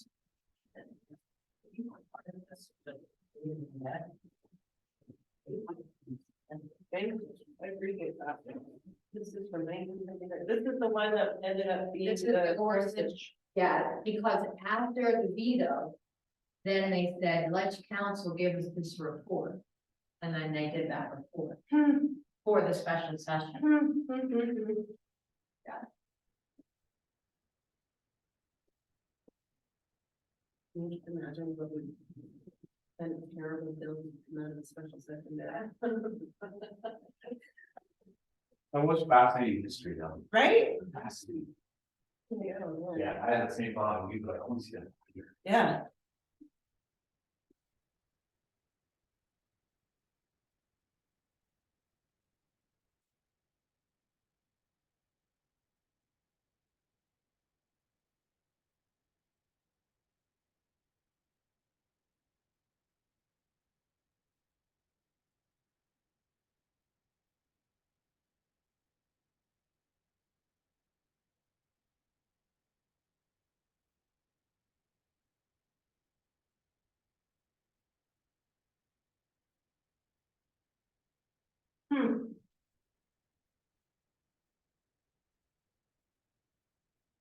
That one sounded serious. The on August 9th, 1977, the governor attempted to veto House Bill 1589. Stated reasons at the time were by together across the board, each class and felony based on the average time now served. The bill arrives at some very unreasonable sentences. Provisions allowing criminal employees to serve their sentences under the new law lead to mass exodus and state this delay. Section concerning the the validity of it, there's this feasible raised in the interim. And then,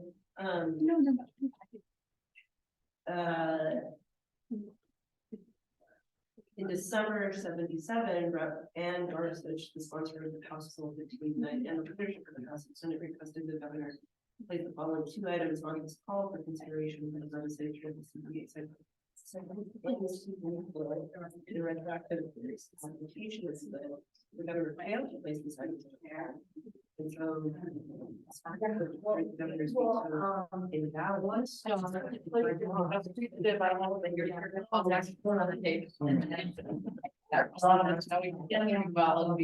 That's that.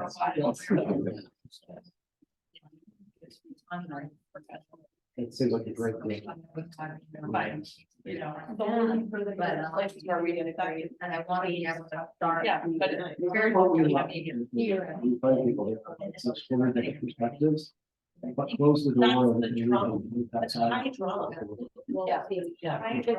Well, thanks for being here. Yeah, I think it's like. Right. Yes. It would have been inspiring. Computer, yeah.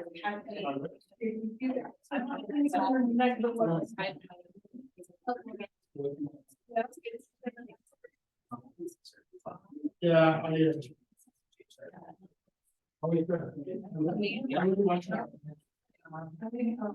Yeah, because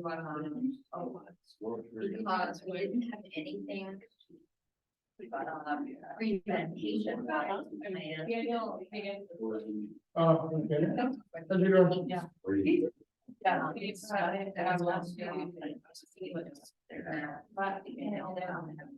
It's funny too. I saw that. So there, you remember, it's in the crowd is that what you guys put up in their.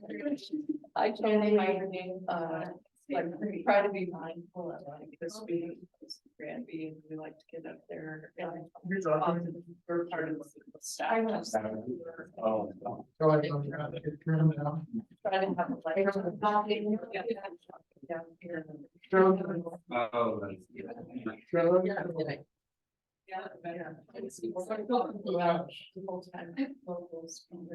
We hope to be one of them eventually. Really.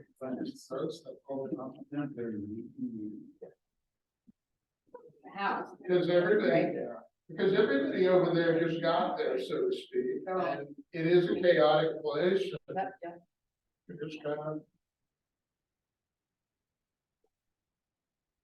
So I need just have the time to talk to you about. Really? Favorite memory? Yes, so indeed. Well, you know, last year we sat in your office, James and I, and they said, well, we need another study. Right, because we have this backlog, we have this, when people can't get into treatment, and we need another study. So we negotiated all this stuff. So that study is going on, and I'm gonna come back and talk to you about. Oh, it's actually happened. Blah, blah, blah. As we get ready to come back, whether it is 12:22 actually, so I'm gonna get us started. It's back on now. For those of you who are not able to read the chat where you're sitting, I just want to acknowledge we have all of our folks online are really appreciative of that panel and that presentation, the historical context. So thank you to the chair for putting that together. Obviously, really hit for folks.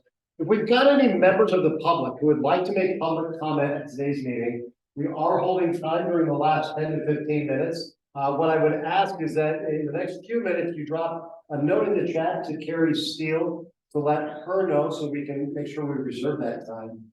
But we're going to now pivot into talking about the next meetings. Yeah, I'm gonna suggest something that maybe we do public comment now, because in public comment, anybody who wants to can give us feedback on how we should structure public testimony, you know, so, that would help as we make a decision, so. We would absolutely welcome that. We've got members of the public who would like to drop your name in the chat, or I'll make this a little more informal and you can raise your hand. We will also make sure that there's a way to contact this working group on the website to make sure that's thoroughly fully published. I will just note that in general for public comment, it's an opportunity for members of the public who are not part of this working group to offer your thoughts and ideas. It will generally not be a two-way dialogue. It's not set up to be an interaction or a debate, but we welcome any and all ideas, whether you've got comment in general on the work of this working group, or as the chair just suggested, as we begin to structure future meetings and how we're going to approach public input and testimony, we welcome your thoughts on that. Carrie, do we have anybody yet? We don't. I will leave that Miss Wallace, we'll welcome you to join in. What's on your mind? Hi, thanks for letting me join. I'm Rebecca Wallace. I'm the policy director at Colorado Freedom Fund, and I'll just very quickly, since Maureen brought it up, just chime in about some thoughts on public comment. That it would be ideal for there to be, substantial advance notice. I think Rep. Weissman mentioned a week, so that folks who need to get time off work, if there is an idea to have members of the public come, would be able to do so. And I think providing guidance on what kinds of things y'all are interested in hearing would be, hearing from would be helpful. And in the beginning, giving an opportunity for people who've interacted with the CCJJ in the past to be able to share some reflections on that, as many members of this group have done now, just now. So hopefully that could inform the experiences with the CCJJ, could inform your work as you think about re-envisioning, and then also an opportunity to share more generally ideas for things that would work to, especially if you're soliciting input from community, to increase and engage community involvement. And I think community members will be in a good place to share that. Though, I agree that 3 minutes is far too short, and understand that there need to be some reasonable time limits to allow things to move along. And the other part is that I just wanted to hope that this first bit of community feedback will be one of several opportunities, that this is sort of an, giving background and information about how the CCJJ functioned and general ideas for the future. And then as the working group gets closer to decision making, other opportunities to come in and give specific feedback on specific proposals that are being considered by the working group. That's it. Thanks for giving me the opportunity to share. Absolutely. Thank you for joining us for today's meeting, and we will certainly take all of those thoughts and we'll be working with the chairs very diligently to make sure we give the maximum amount of advance notice, both about the general opportunity for public testimony and comment, as well as the structure and scope of the particular areas that the working group is interested in hearing from. I see a couple of additional folks that have rejoined. If there are members of the public who would like to offer thoughts to this group, either on the general work of the working group of the TCJJ, or on the approach to soliciting and taking in public comment, I welcome you to come off camera or raise your hand, and you can join in the conversation now.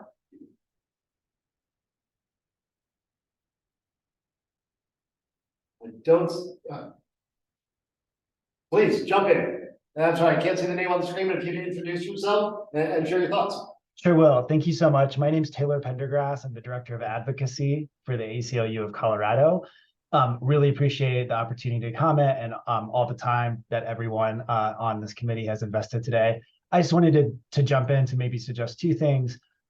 One, it seems like the committee is already very receptive to this, so I don't want to belabor the point, but just sharing that when we are working with our community members on testimony, many of them have day jobs and other obligations. So that advance notice just makes such a difference in order for people to be able to carve out time from otherwise very busy schedules in order to come and give public comment. So I'm very gratified to hear you all taking that seriously. And I just think the more notice, the better, and the more input is given both from community and advocates, I think the richer the outcomes will be for this committee.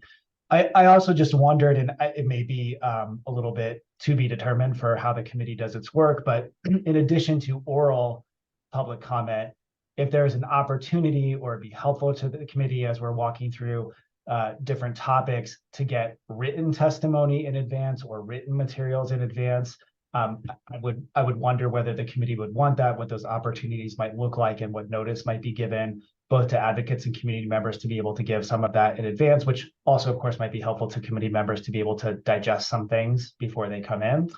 And finally, and somewhat along those same lines, I will just say, as a member of the ACLU, I'm also privileged to be in touch with many other ACLU affiliates, advocates, elected officials, law enforcement folks all over the country who have thought about and tackled some of the same type of questions that I think this committee is going to be considering, which is, what is the best way to do criminal justice policy making that is multidisciplinary, that is bipartisan and nonpartisan? So if there's an opportunity or need for the committee to hear from experts outside of this room, including experts that might be in other states that have thought about and wrestled with these types of questions or have worked within different structures that have been effective or not, I think you will find that certainly myself and other folks who are paying attention to these meetings and attending these meetings would be happy to suggest outside experts that might come and give testimony or comment to the committee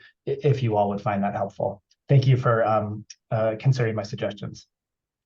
Thank you very much, Taylor. And I'm actually going to ask Carrie to drop my email in the chat to you so we can follow up with you wherever there is a need. What we'd love to do is continue to engage with everybody when this working group identifies topics to dig into to make sure that we have broad perspectives as possible. We'll certainly be working with the chairs of the working group to make sure not only are things noticed well in advance, but also that we provide the opportunity for people to submit plans to testify, interest, or materials online. And I don't want to get too far into the tips by Steve, but one of the things we've done with some groups in the past is also provided a platform where folks could submit either audio or video recorded. If the times of the meetings don't allow for them to participate, we want to make sure these are accessible as possible. Are there any other members of the public who want to offer comment on the general work of the TCJJ or on our plans to solicit public testimony? I don't see any right now. I did hear somebody speaking up there, I think in the back, or maybe a little one. We're going to go ahead and move to talk about the future meetings, but I think may bring us back to the public testimony. As Maureen and Tom share the plans for the meetings on the 11th and the 18th, we can then circle back to see if those highlight any opportunities, particularly targeted outreach or interest in structuring some public testimony. Yeah, thanks everyone. As I think I've said, the next meeting is Monday, December 11th, 9 to 1. It may not be able to be at this location. I'm not sure about this room. I'm sort of like this room better than the other ones. I think it's worked out better, but so stay tuned for location. But December 11th on Monday, we would like to have half of the meeting be devoted to public testimony. So there are lists of groups that are usually engaged, obviously Rebecca at the Freedom Fund and Taylor at ACLU, but other groups that we know and we're going to try to invite to come, but we will post also on the website that information. The other part of that meeting, we want to talk about what other states do.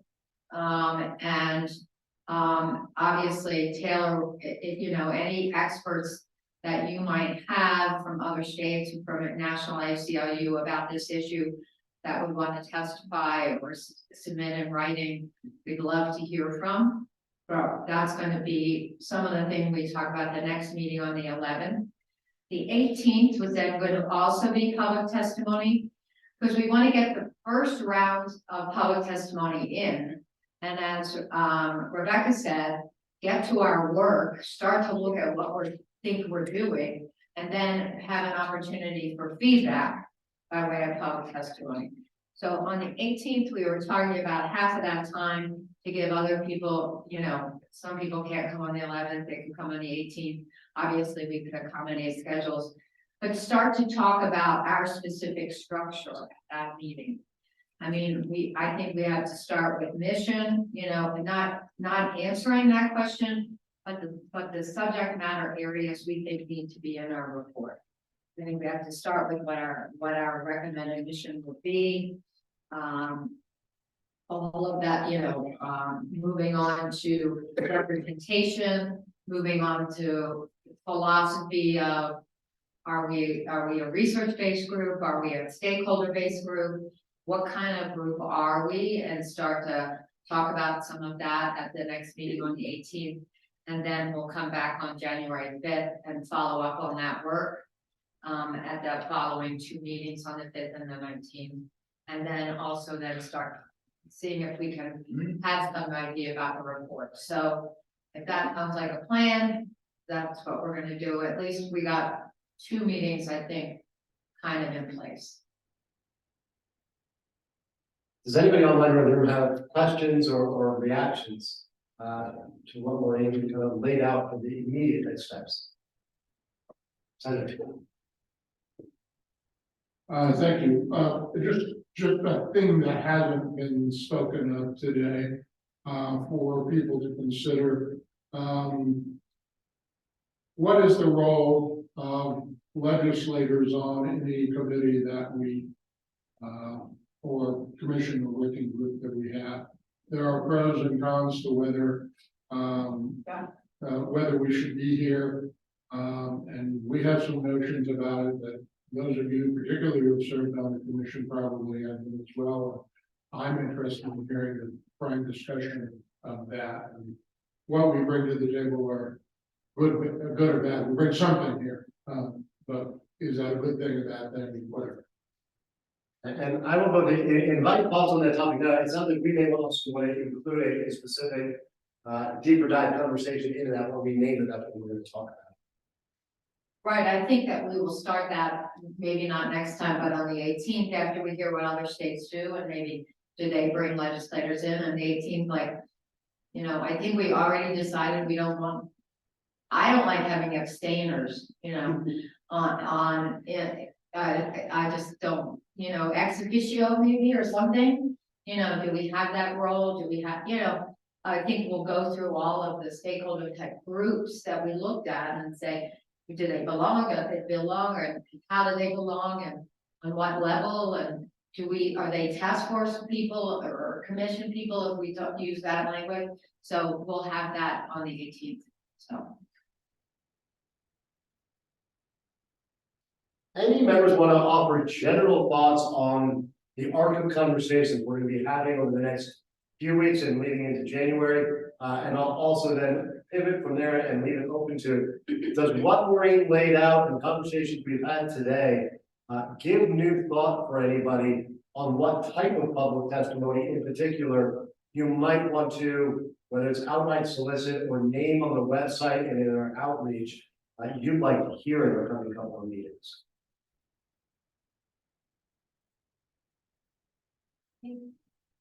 Is Victoria still on?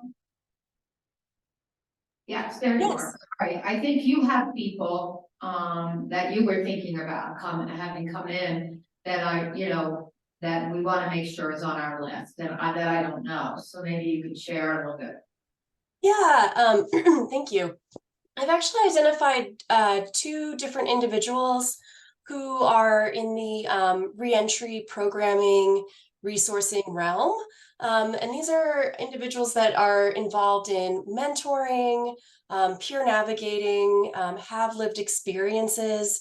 And my thought in inviting these 2, one is Cheryl Poland from the Rock Foundation, and then another is Cassandra Harris from, she's Director of Services for Project Elevate, was that they're really kind of tapped into the needs of that specific population and community on a programming level as well as individualized basis. And so that was where I was thinking in terms of who would be really insightful and provide some valuable information and feedback to the committee and thinking more forward in terms of how we may want to steer, what maybe subcommittees we would want to form, or maybe priorities and things of that nature.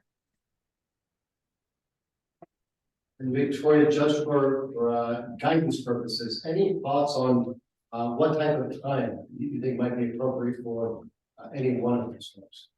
Well, in my discussions with them, I have kind of prepped them for about 10 minutes or so. And they're anticipating speaking about kind of the policies and what they really see in terms of reform needs. So that was kind of where they're at. Of course, more time I'm sure they could take, but that's what they're anticipating. Great, thank you very much. Sure. Any other thoughts on the type of public testimony or input or individuals or organizations that would be of interest?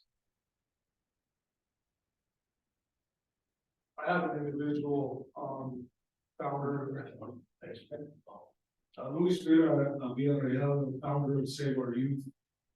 He also is the founder of Master's Apprentice. And so I'd like to invite him, and I just wanted to bring his name to the board. Thank you. Any others? We will talk in just a minute, and it looked like Mr. Weissman said he'd love to hear from the folks that Victoria mentioned, so we'll coordinate on that. This obviously is not, we're not closing the door on this. You've got the chair's emails, you've got Carrie's in mind, feel free to reach out. What I do want to do, rather than just abruptly cutting off the meeting, we went through a lot of conversation today, starting 4 or 5 hours ago with people's aspirations for this work. We got through some sticky issues on the technical operations, from how we're going to communicate to how we're going to make decisions, and then an incredibly informative presentation. What I'd like to do before we do any closing remarks is just do kind of a lightning round of everybody of what you're walking out of this meeting thinking or reflecting on compared to where you walked in here at 8:30, 9 o'clock this morning. And I'm going to start online, and you can answer any one of those questions, but I'd love to just hear kind of where you're ending your time with your colleagues here today, and if anything jumped out at you. And Victoria, although you spoke last, you're also top of my screen, so that means you get called first. I'm going to go to you, and then Michaela, and then Deb. Sure. Thanks so much. I think leaving this meeting, I'm excited that we have, the ground rules kind of in place. Those are always the first things we want to get in order to really facilitate effective use of this time. And I'm really looking forward to hearing more testimony next meeting and learning more about what's going on in other states, as well as our longer term conversations about how we want to structure the working group. One of the things I've been doing since our last meeting is starting to compile some criminological literature on policy reform, more of a higher level kind of thinking of how we should be revisiting and taking a closer look at why reforms may or may not be effective, resulting from how policy decisions are made. And so I'm really looking forward to that as well. On, I think, more of the 18th, it sounds like we'll be addressing that. And I'll be bringing some of that either in advance on the 11th or in advance to the 18th for discussions with a group if we have time. So thank you. Thank you, Victoria. I'm going to go to Michaela, then Debbie, and then Tom. Yeah, I guess I'm coming from the mental health side of things, really encouraged to hear that the next few meetings will be focused on kind of that public testimony and hearing public comment, and that we're really trying to make that a huge voice. We like to hear that at Mental Health Colorado, that community involvement as an advocacy org. And yeah, really just looking forward. I'll probably, as Vincent's proxy, be sitting in even when he's here. So looking forward to see where this goes. Thanks for being with us, Michaela. Debbie, and then Tom and Jason.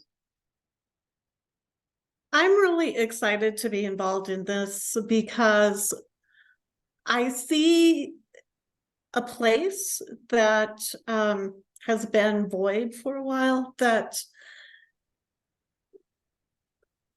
being a victim, you have come at things a little bit differently, yet the end goal is the same, right? That you want fewer criminals and you want things to be better for everyone. And I feel different from when I started because I feel more valued. So I appreciate that. Thank you. Thank you for sharing that. Tom, and then Jason, and then Representative Wesson, please. First of all, thanks to everyone for your time today. This was a great meeting, a great start, great kickoff. When I think about the public testimony piece is critical, but it's also critical that it's focused on what we're here to do, not necessarily what I want to see in policy. That's not why I'm here. I'm here to create the groups that will be best situated to make those types of recommendations and policy thought and do the research. So I know when I reach out to folks that or groups that I think might be beneficial to hear from my arena or side of the table, so to speak, I'm going to be telling them, don't come telling me what laws you want, what specific statute is too harsh or is too lenient. Come with an idea of, if somebody were going to work on those things that you are passionate about, what should that group look like and why? Because that's what we're here to do. And it's going to be really easy, and we'll all, I mean, I'll be tempted also. We'll all be tempted to kind of branch out every now and then into things that matter to us that we'd like to see changed now. But we got to hold back a little and make sure that we focus on what we're trying to put together here. And then those groups that we put together will do those things. Anyway, I think that's the challenge of the public testimony piece. Thank you, Tom. I'm gonna go to Jason and then Representative Weston. For me, I think that leaving here, I think we are a little bit more established. I really appreciate how we were able to, figure out our identity with regard to structure and how to move forward. The historical presentation was just noteworthy, and really did a great job sharing Colorado's history. And then it's exciting to be a part of a little bit of that now. I can't wait to hear from, the community and the ideas that they have of who, would be best to represent them, moving forward. And I think that we should all try to bring one.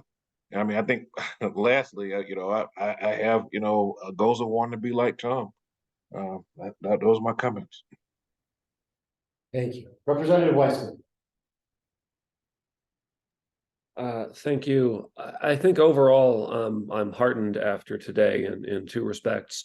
One, we moved through some pretty important threshold decision making in terms of how we're going to operate, landing, I think, in a consensus way on 75%, preserving the ability of folks who may end up disagreeing, to go out and say so. And then, the part of the morning here that focused on sort of how we got here, the long history, and I appreciate Maureen and David and DA Doherty for putting all that together for us. And then Tom in particular, I thought gave a really honest assessment of the arc of TCJJ, the good and the bad. I mean, I was on the bill that ultimately did not pass, that led to the sunset, that led to all of us being here. So you can hate on me later for that. Look, it was tough for me too. And I think a lot of people here have put like thousands of hours into the work of TCJJ over its life.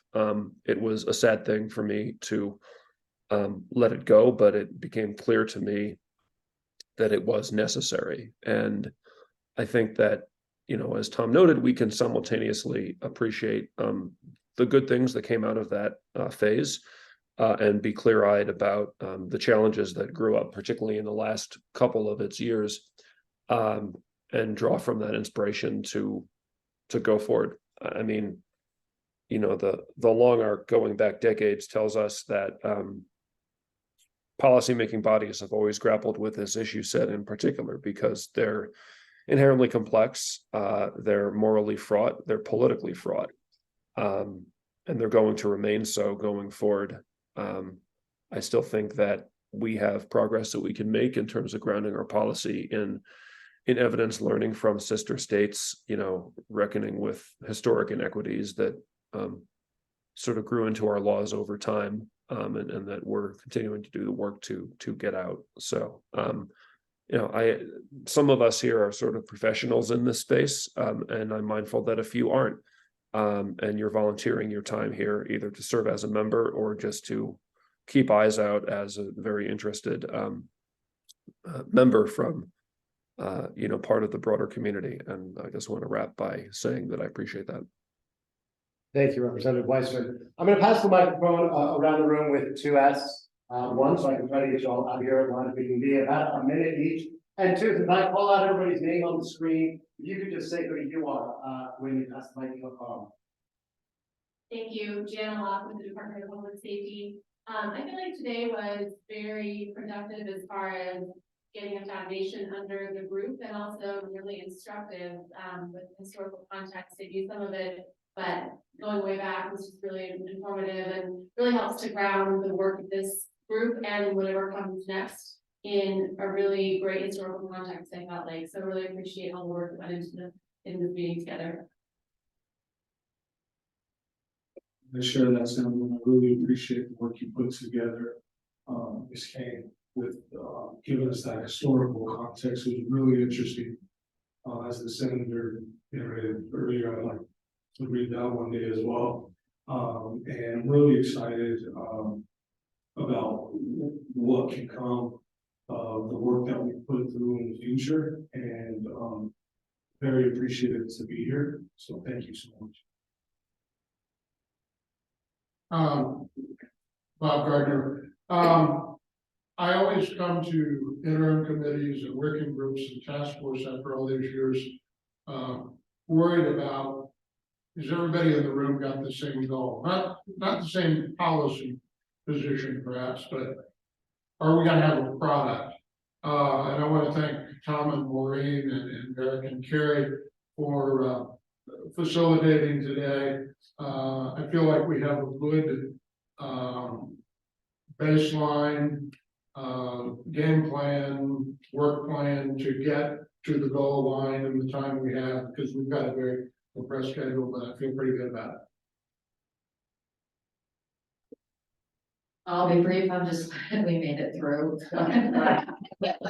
No, okay. So, and then we'll keep going forward. And I appreciate everyone's honesty. I thought it was a really, for like a first meeting, people were really honest, and I appreciate that. I am really looking forward to actually reading through this binder. Julie Gonzalez, sorry. And really appreciative of all of the work that everyone's brought to the table. The historical conversation was jarring, actually, to hear how many of the issues 40 years ago, if not longer, we continue to grapple with some of the same challenges and dynamics. And I think one ask that I have is like, actually, if we'd be able to put this, whether there's links or copy to a document or something as part of the meeting minutes to this, because I just think it's fascinating. I remain hopeful for the work ahead. Emily talking to Stubble, and I will keep my comments brief as well, because many people have iterated much, but I think today was incredibly productive, and I appreciate that. And I think specifically, I appreciate the focus on how we make this space inclusive to inform us from various different voices from the community and perspectives, so that we can make really good decisions about what this looks like in the future and how we impact color that can be forward. So I feel inspired by that. Thank you, Janet Drake. I also am appreciative, filled with gratitude, and inspired. I really value all of the talent and expertise and professionalism that makes up the people on this group, and I feel privileged to be a part of it. I'm also really happy about the addition of Confluence Policy and Strategy Group joining to facilitate this, and grateful for the leadership that Maureen and Tom are putting into this. You've dedicated your careers really to moving this work forward, and I appreciate your ongoing leadership. So I'm very cautiously optimistic and grateful. Thank you. Thanks, Jamie Fitzsimons. I thought a great first meeting. The historical perspective for me was really informative and appreciative, because I can just mess up all day about how we got here. I think it will really help us move forward. As someone who obviously is eyeball deep in the criminal justice world, I thought it was interesting. Both senators commented on, for lack of a better term, the injustice the juveniles and linking them together, and perhaps a separation to it, because I've always felt that way. It's like you go to why would you go to a family practitioner because he's a doctor, or to do open heart surgery? Just because they're both doctors. To me, from my view, right, as law enforcement, the juvenile justice world and the criminal adult justice world they are oil and water, completely different. And it's funny because we were just tripping over with juvenile screeners last night over arrests of juveniles that even the screeners on the juvenile advocacy end had no idea what they were doing. And it keeps me up at night, right, when we think about the kids involved in this. So anyways, thank you. Thank you all. I'm going to hand the microphone over to Maureen to close us out. I just want to emphasize, Carrie's dropped our email addresses in the chat. I'm going to drop some business cards on the front table. I welcome any of you giving us a call, a text, an email if you've got input for us. As your support facilitators, our goal is to make sure you feel like every meeting was a good use of your time and that this conversations were productive. So we welcome your candid feedback at all times. So Maureen, we want to close this out? Yeah, I don't have much more to say except that Tom and I are texting. So for the next meeting, we're gonna do prompts for the public testimony. I don't think we'll do time frames, but prompts for these are the questions we want you to address. And we'll start getting an invites out to those we know want to present. And so we'll have a full group for the next meeting. And thank you so much. Everyone was super engaged and it's great. It'll be great. Thanks. All right, thank you all online and here in the room. We will work with the department to make sure that the recording of this gets posted promptly, and we're going to make sure all the materials are distributed as well.